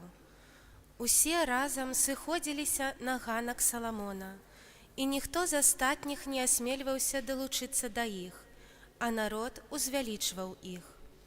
Усё больш веруючых далучалася да Пана, мноства мужчын і жанчын, так, што выносілі хворых на вуліцы і клалі іх на ложках і насілках, каб хоць цень Пятра, калі ён прыходзіў, упала на каго-небудзь з іх. Сыходзіліся таксама ў Єрусалем з навакольных мястэчак мноства людзей, якія прыносілі хворых і апанаваных нячыстымі духамі, і ўсе яны вылечваліся. Гэта Слова Божае. Дякую Пану Богу. Хваліце Пана, бо навеки Яго милосердность. Хваліце Пана, бо навеки Яго милосердность. Няхай скаже Израиль, навеки милосердность Ягоная. Няхай скаже цяпер дом Аарона, навеки милосердность Ягоная. Няхай скажут тыя, хто боится Пана, навеки милосердность Ягоная. Хваліце Пана, бо навеки Яго милосердность. Камень, откинутый будаўнікамі, стаў галавою вугла. Пан учыніў гэта, і дзіўна яно ў нашых вачах. Вось дзень, які Пан учыніў, будзем радавацца ў ім і весяліцца. Хваліце Пана, бо навеки Яго милосердность. О Пане, збаў, о Пане, паспрыяй, благословленный, хто ідзе ў імя Пана. Благословляем вас з дому Пана. Пан ёсць Богом, і Ён асвятліў нас. Хваліце Пана, бо навеки Яго милосердность.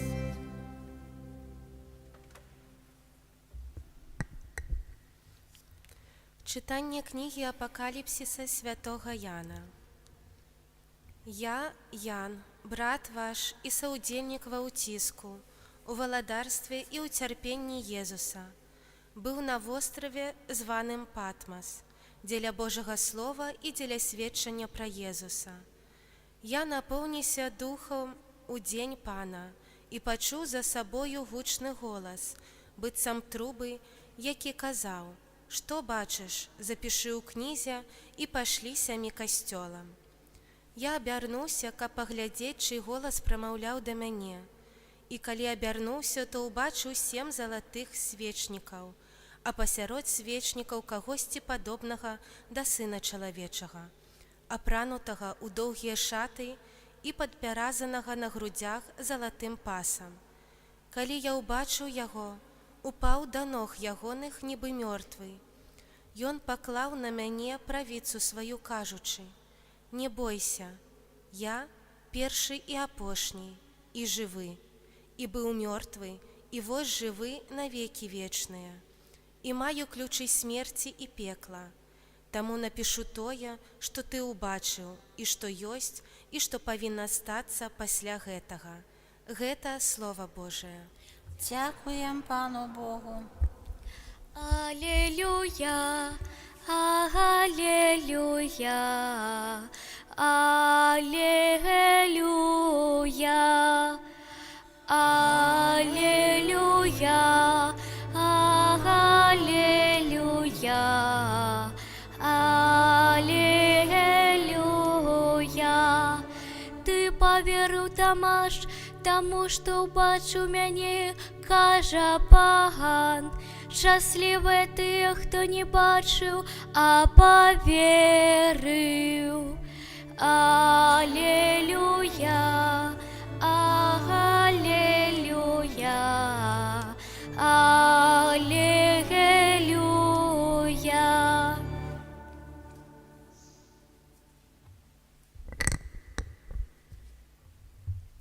Пан з вами. І з Духом Твоїм. Читання Святого Євангелія паводле Яна. Хвала Тобі, Пане. Калі быў вечар таго першага дня тыдня, і дзверы дома, дзе збіраліся вучні, былі замкнёны ад страху перад юдэямі, прыйшоў Езус і стаў пасярэдзіне і сказаў ім: «Спакой вам». І, сказаўшы гэта, паказаў ім рукі і бок. Узрадаваліся вучні, убачыўшы Пана. Тады Езус зноў сказаў ім: «Спакой вам. Як паслаў мяне Отец, так і я пасылаю вас». І, сказаўшы гэта, дыхнуў і кажа: «Прыміце Духа Святога, каму адпусціце грахі, таму будуць адпушчаны, на кім пакінеце, на тым застануцца». Тамаш, адзін з 12, называны Блізня, не быў з імі, калі прыйшоў Езус. Іншыя вучні казалі яму: «Мы бачылі Пана». Але ён сказаў ім: «Калі не ўбачу на руках яго ранаў ад цвікоў, і не ўкладу пальца свайго ў раны ад цвікоў, і не ўкладу рукі свой у бок яго, не паверу». І праз 8 дзён зноў былі ў доме вучні ягоныя і Тамаш з імі. Хоць дзверы былі замкнёныя, прыйшоў Езус, стаў пасярэдзіне і сказаў: «Спакой вам». Потым кажа Тамашу: «Дай сюды палец твой і паглядзі на рукі мае. Дай руку твою і укладзі ў бок мой. І не будзь не веруючым, але веруючым». Тамаш, адказваючы, сказаў яму: «Пан мой і Бог мой». Езус кажа яму: «Ты паверыў, Тамаш, таму, што ўбачыў мяне. Шчаслівыя тыя, хто не бачыў, а паверыў». Шмат іншых цудаў, пра якія не напісана ў гэтай кнізе, учыніў Езус перад вучнямі сваімі. Гэтае ж напісана, каб вы паверылі, што Езус ёсць Месія, Сын Божы, і каб веруючы, вы мелі жыццё ў імя ягонае. Гэта слова Пана.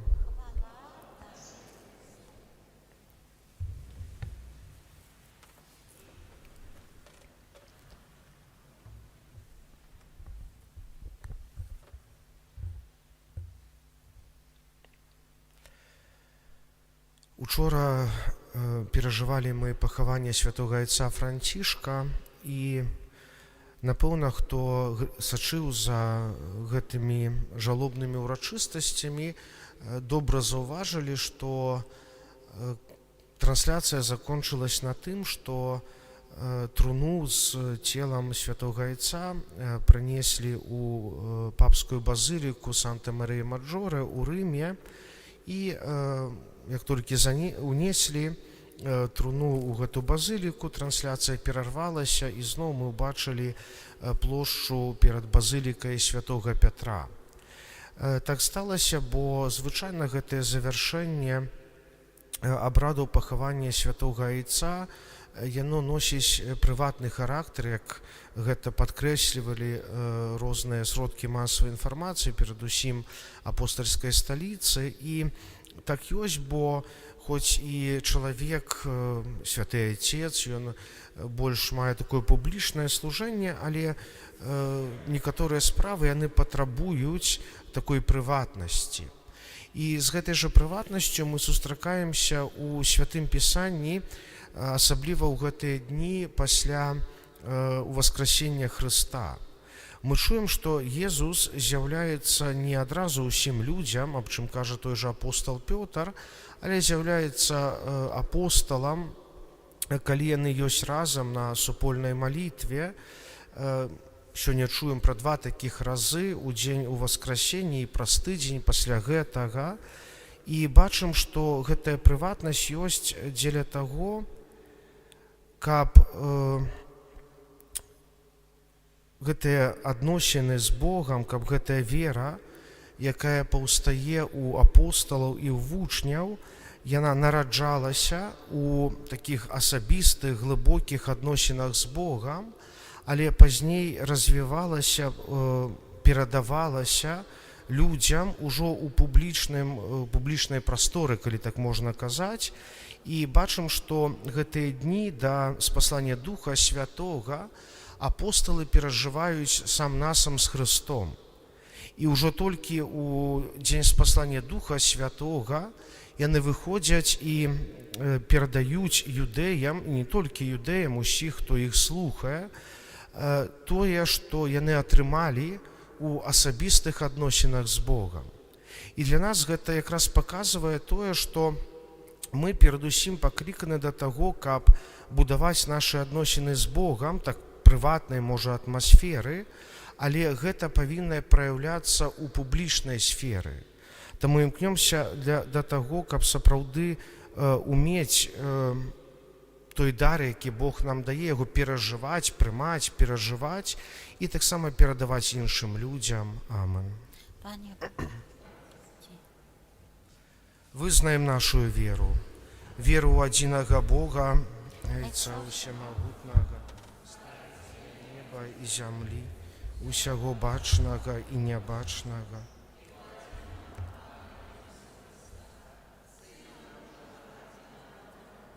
Зайца народжанага перад усімі вякамі, Бога ад Бога, святло ад святла, Бога сапраўднага ад Бога сапраўднага, народжанага, а не створанага.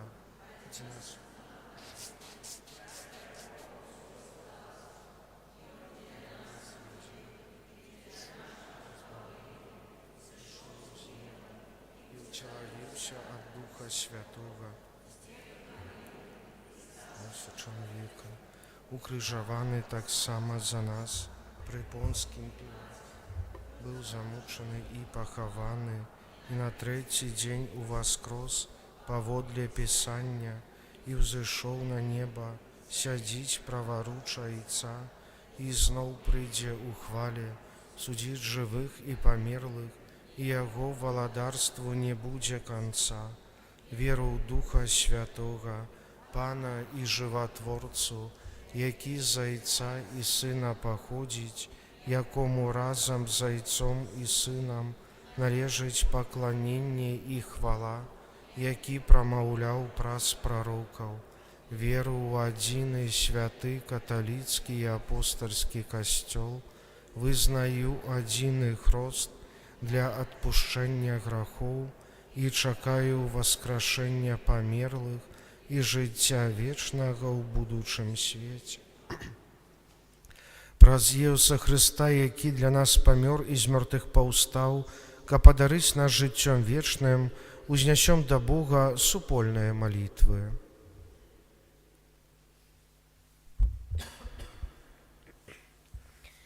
Молимся за святый костел, каб обвещал людям радостную правду об мертвых повстании Христа. Тебе просим. Молимся за святаров, каб яны сведчили об воскреслом Христе. Тебе просим. Молимся за людей, які займають високі посади у нашій державі, каб їх рішення сприяли добробыту і духовному розвиттю нашого народу. Тебе просим. Молимся за тих, кого Дух Святий одарив своїми виключними дарами, каб своїм служенням яны заохочували еще больше людей до веры у Христа. Тебе просим. Молимся за людей, які стратили надію, каб у воскреслий Христос одарив їх особливою ласкою. Тебе просим. Молимся за нас, удельников гэтай святой мши, каб мы у штодзённым житті з веры черпали силы для життя у згоді і любві. Тебе просим.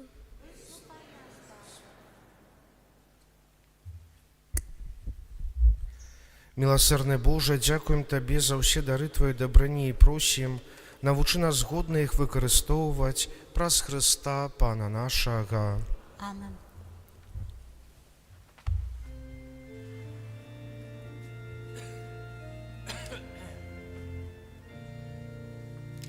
Слезы с твору вытирайте, прогоняйте сердце в грех.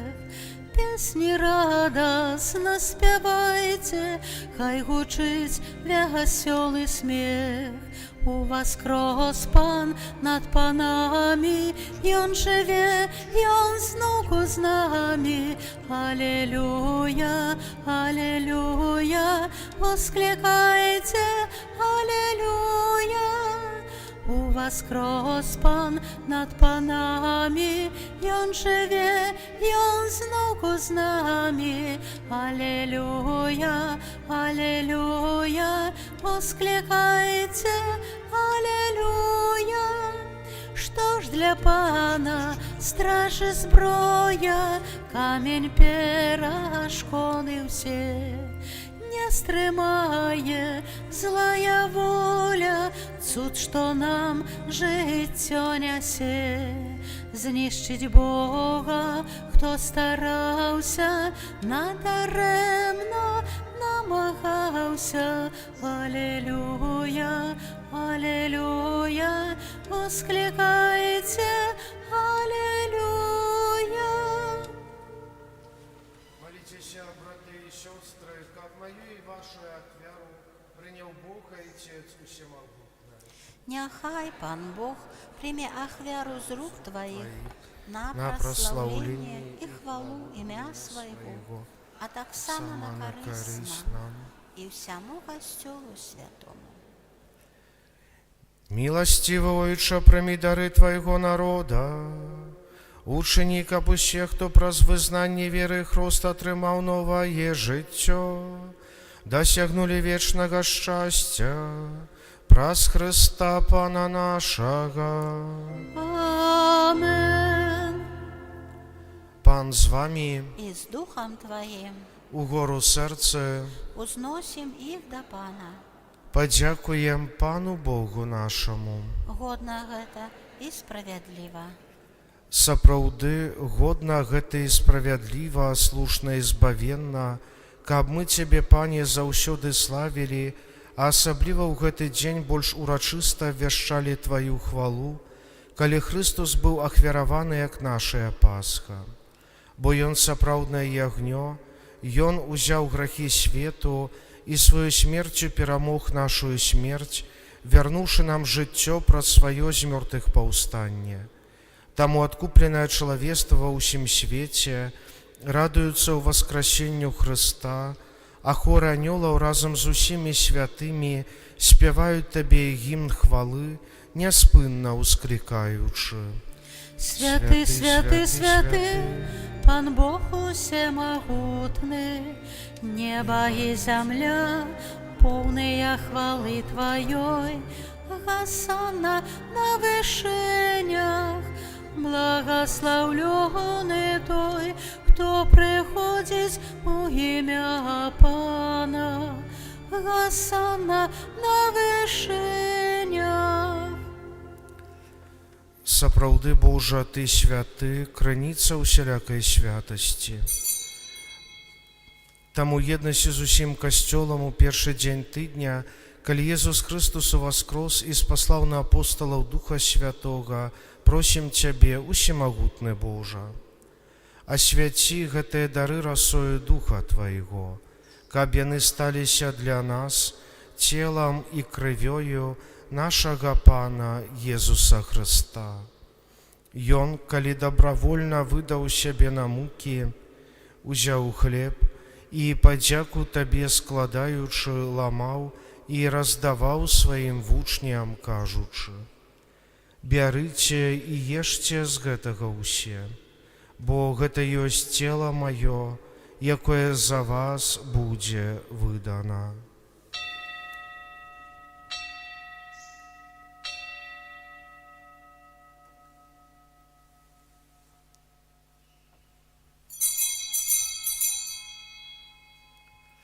Падобным чынам па вячэры узяў келіх, зноў Табе падзяку складаючы, падаў сваім вучням, кажучы: «Бярыце і піце з яго ўсе, бо гэта ёсць келіх крыві маёй, новага і вечнага запавету, якая за вас і за многіх будзе праліта дзеля адпушчэння грахоў.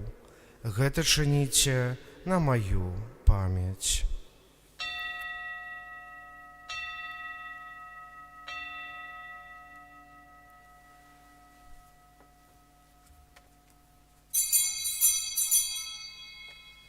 Гэта вялікая таямніца веры. Обещаем смерть Твою, Пане Иисус, вызнаем Твое Твое воскресение воскресение и чекаем Твоего прыся ў хвале. Успамінаючы смерць і з мёртвых паўстання Твайго Сына, ахвяруем Табе, Пане, хлеб жыцця і келіх збаўлення, дзякуючы, што ўчыніў нас годнымі стаяць перад Табою і служыць Табе. Покорно молім Цябе, каб усіх нас, прымаючых цела і кроў Хрыста, Дух Святы сабраў у адно. Памятай, Пане, пра касцёл Твой рассеяны па ўсім свеце, удасканаль яго ў любові разам з біскупам нашым Юзафам і ўсім духавенствам.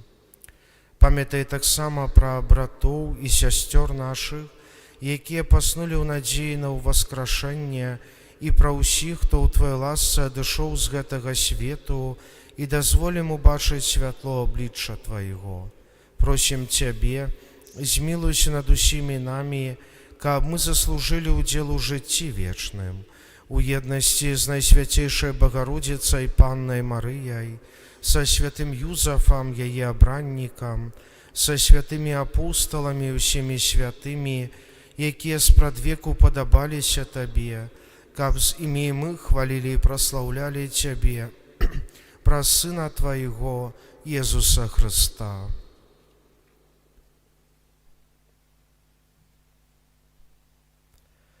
Праз Хрыста, з Хрыстом і ў Хрысце, Табе, Божа Ойча усемагутная, у еднасці Духа Святога, вся пашана і хвала праз усе векі вечныя. Амен.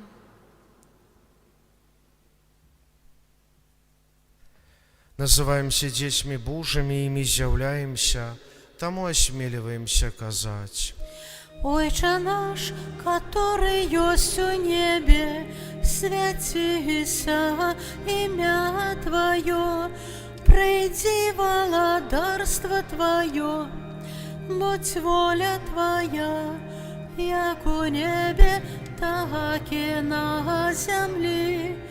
Хлеба нашага штодзённага дай нам сёння, і адпусці нам правіны нашы, які мы адпускаем вінаватым нашым, і не ўводзь нас у спакусу, але збаў нас ад злога.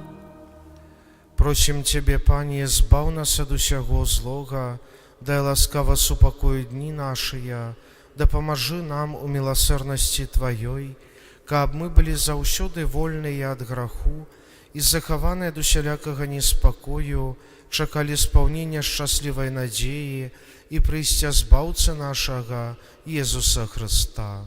Бо Твое валадарство и моц и хвала навеки.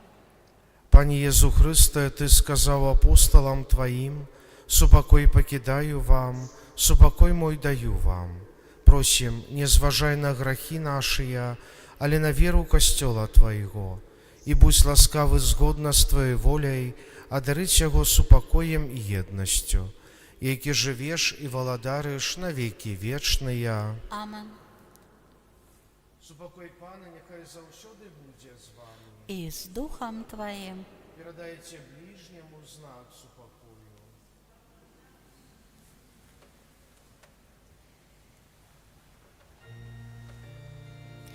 Баранку Божий, які бяреш на сябе грахи свету, змілуйся над нами. Баранку Божий, які бяреш на сябе грахи свету, змілуйся над нами. Баранку Божий, які бяреш на сябе грахи свету, адари нас супакоем.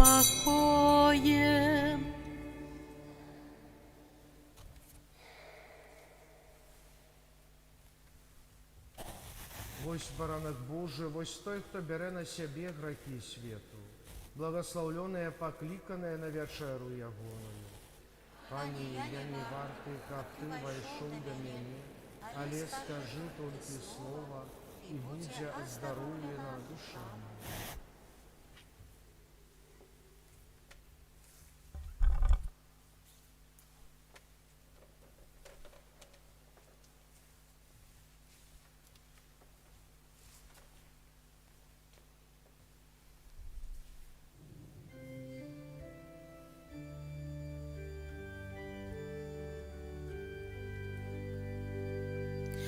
Веселый день для нас настал, якога свет увесь жадал. Сягоння Христос з гробу стал. Аллилуйя, аллилуйя, аллилуйя. Владар небесный к нам прибыл, як цвет на сонейку зацвіў, па смерти зноў з нами зажыў. Аллилуйя, аллилуйя, аллилуйя.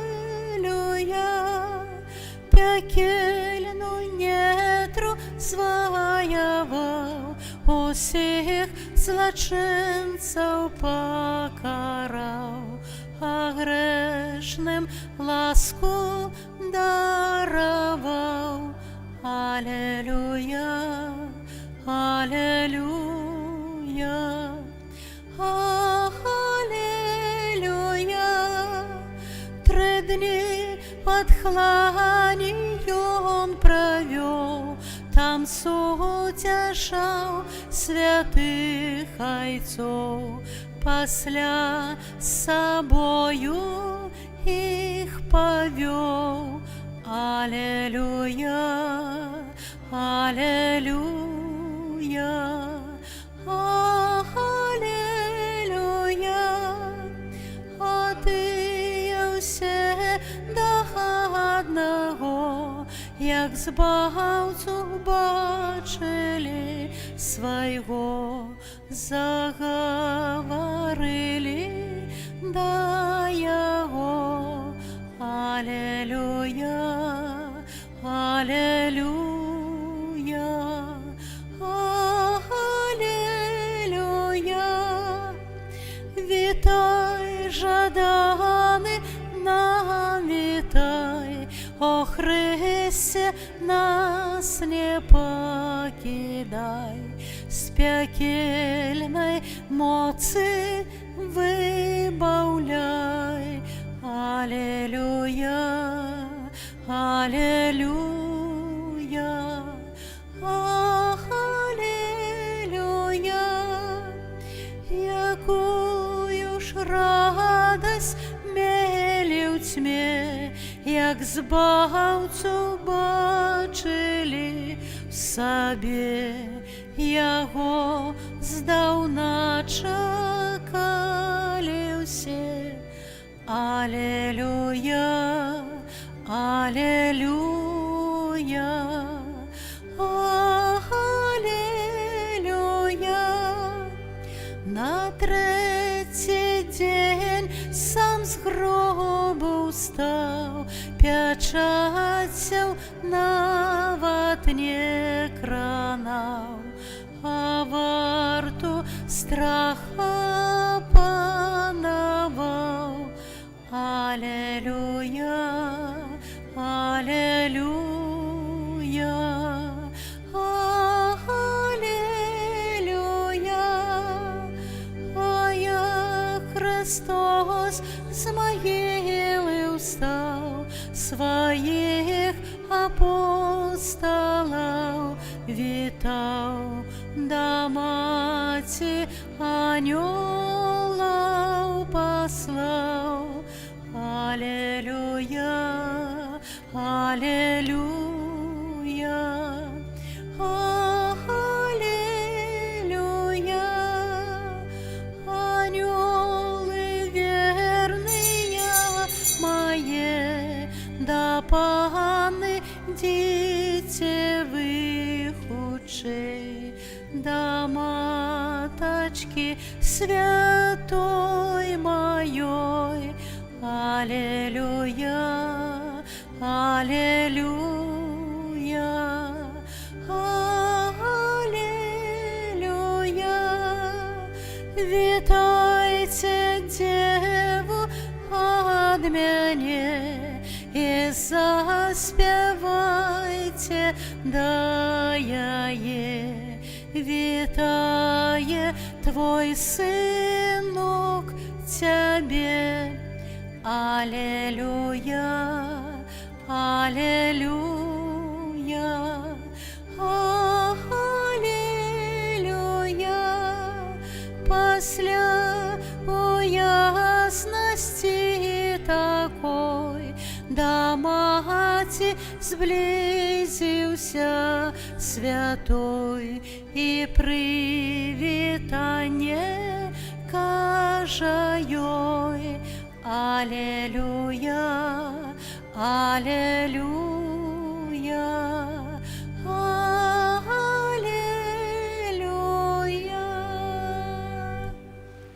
Молимся. Просим Тебе, всемогутный Боже, ученика прийняти нами пасхальний сакрамент, заўсёды быў дзейсным у наших душах, праз Христа Пана нашага. Амен.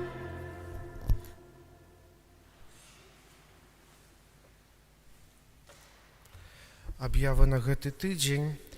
Першую чаргу у панядзелак мы пачулі сумную віну аб смерці святога айца Францішка. Учора, як ужо ўзгадывалі, адбылося пахаванне.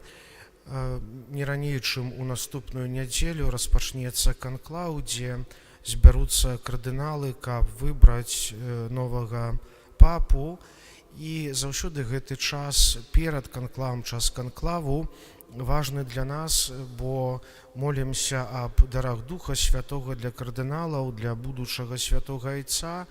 бо кіраванне касцёлам гэта заўсёды такая складаная справа.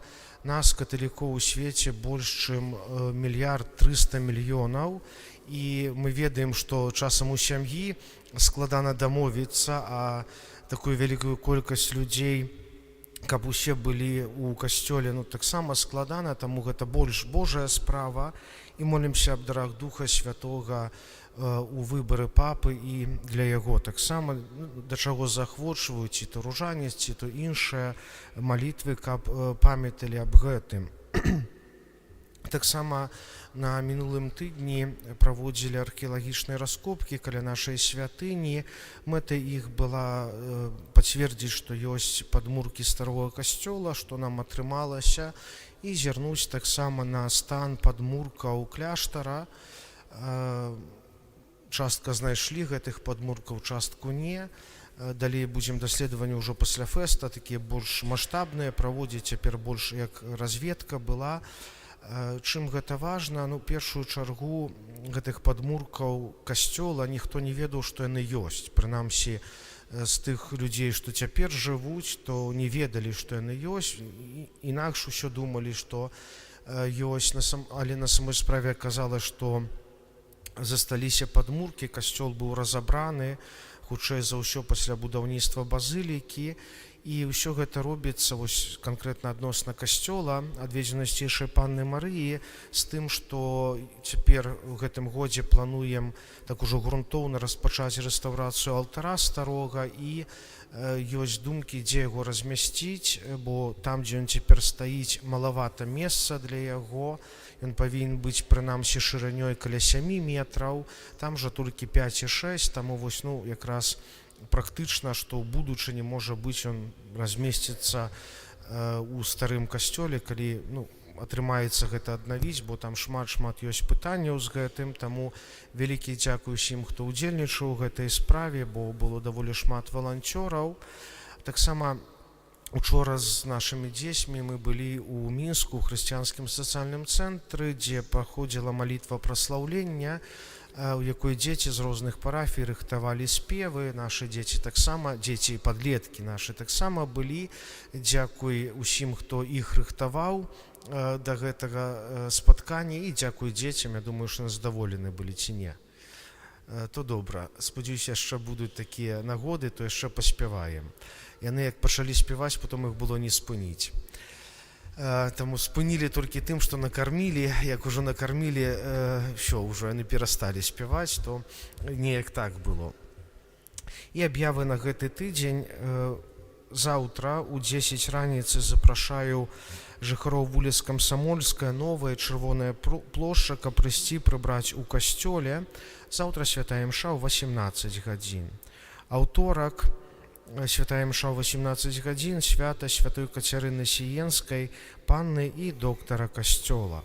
Серада святая імша ў 18 гадзін. Чацвер 1 мая святая імша ў 12 гадзін. Як звычайна 1 мая прыбываюць да нас прадстаўнікі розных каталіцкіх супольнасцяў, рухаў, хатні касцёл, там вельмі шмат усё. Хатні касцёл пачаў гэтую традыцыю, таму іх узгадываю. І як звычайна не збіраюцца 1 мая, таму святая імша ў 12, і узначаліць біскуп Юрый Касабуцкі, і таксама будуць і розныя праграмы. У 11 увогуле пачатак, для дзяцей на вуліцы будуць розныя забавы, да святой імшы, яшчэ пасля святой імшы. Таму заахвочваю, хто мае жаданне да удзелу у гэтых набажэнствах. 2 мая ў пятніцу святая імша ў 18 гадзін. Гэта першая пятніца месяца, таму, як звычайна, молімся за нашых родных, блізкіх, памерлых. Субота, першая субота месяца, свята святых Філіпа і Якуба апосталаў, святая імша о 12 гадзіне. Наступная нядзеля святыя імшы ў 10 і ў 12, пасля святой імшы о 12 гадзіне, заканчэнне катэхетычнага года. Пакуль яшчэ так незразумела, якая будзе у нас праграма, бо прагнозы надвор'я не вельмі спрыяльныя, але У любым выпадку закончым катэхетычны год, бо ўжо 11 мая будзе ў нас першая святая камунія, і таксама у нас падчас гэтай спаткання на заканчэнне катэхетычнага года будзем размаўляць адносна рэгістрацыі нашага ўдзелу ў дыяцэзіяльным дні дзіцяці, які адбудзецца 31 мая. Такія аб'явы. Дзякую за супольную малітву, за ваши ахвяры на гэты тыдзень. Прыміце Божае благаслаўленне.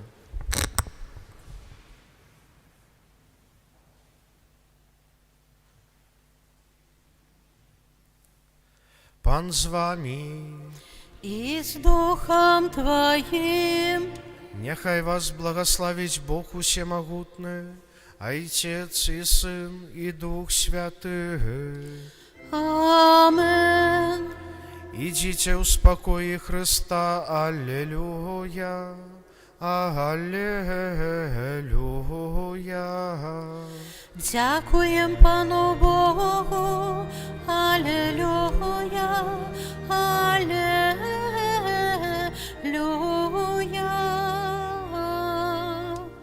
Святый Архангеле Михале, Беражы нас у змаганні супраць спакусаў і пастак злога духа, будь нам абаронаю, князю войска нябеснага, моцаю Божою скінь у пекла сатану і іншых злых духаў, якія на згубу душаў снуюць па свеце. Амен. Святая Богородица, у наших патрэбах не пагарджай маленнем нашим, і ад усялякай злой прыгоды выбаўляй нас заўсёды, Панна хвалебная і благаслаўлёная, о Пане наша, опекунка наша, суцяшальніца наша, Ты заступніца наша, Сыну Своему нас доручай, Своему нас отдавай.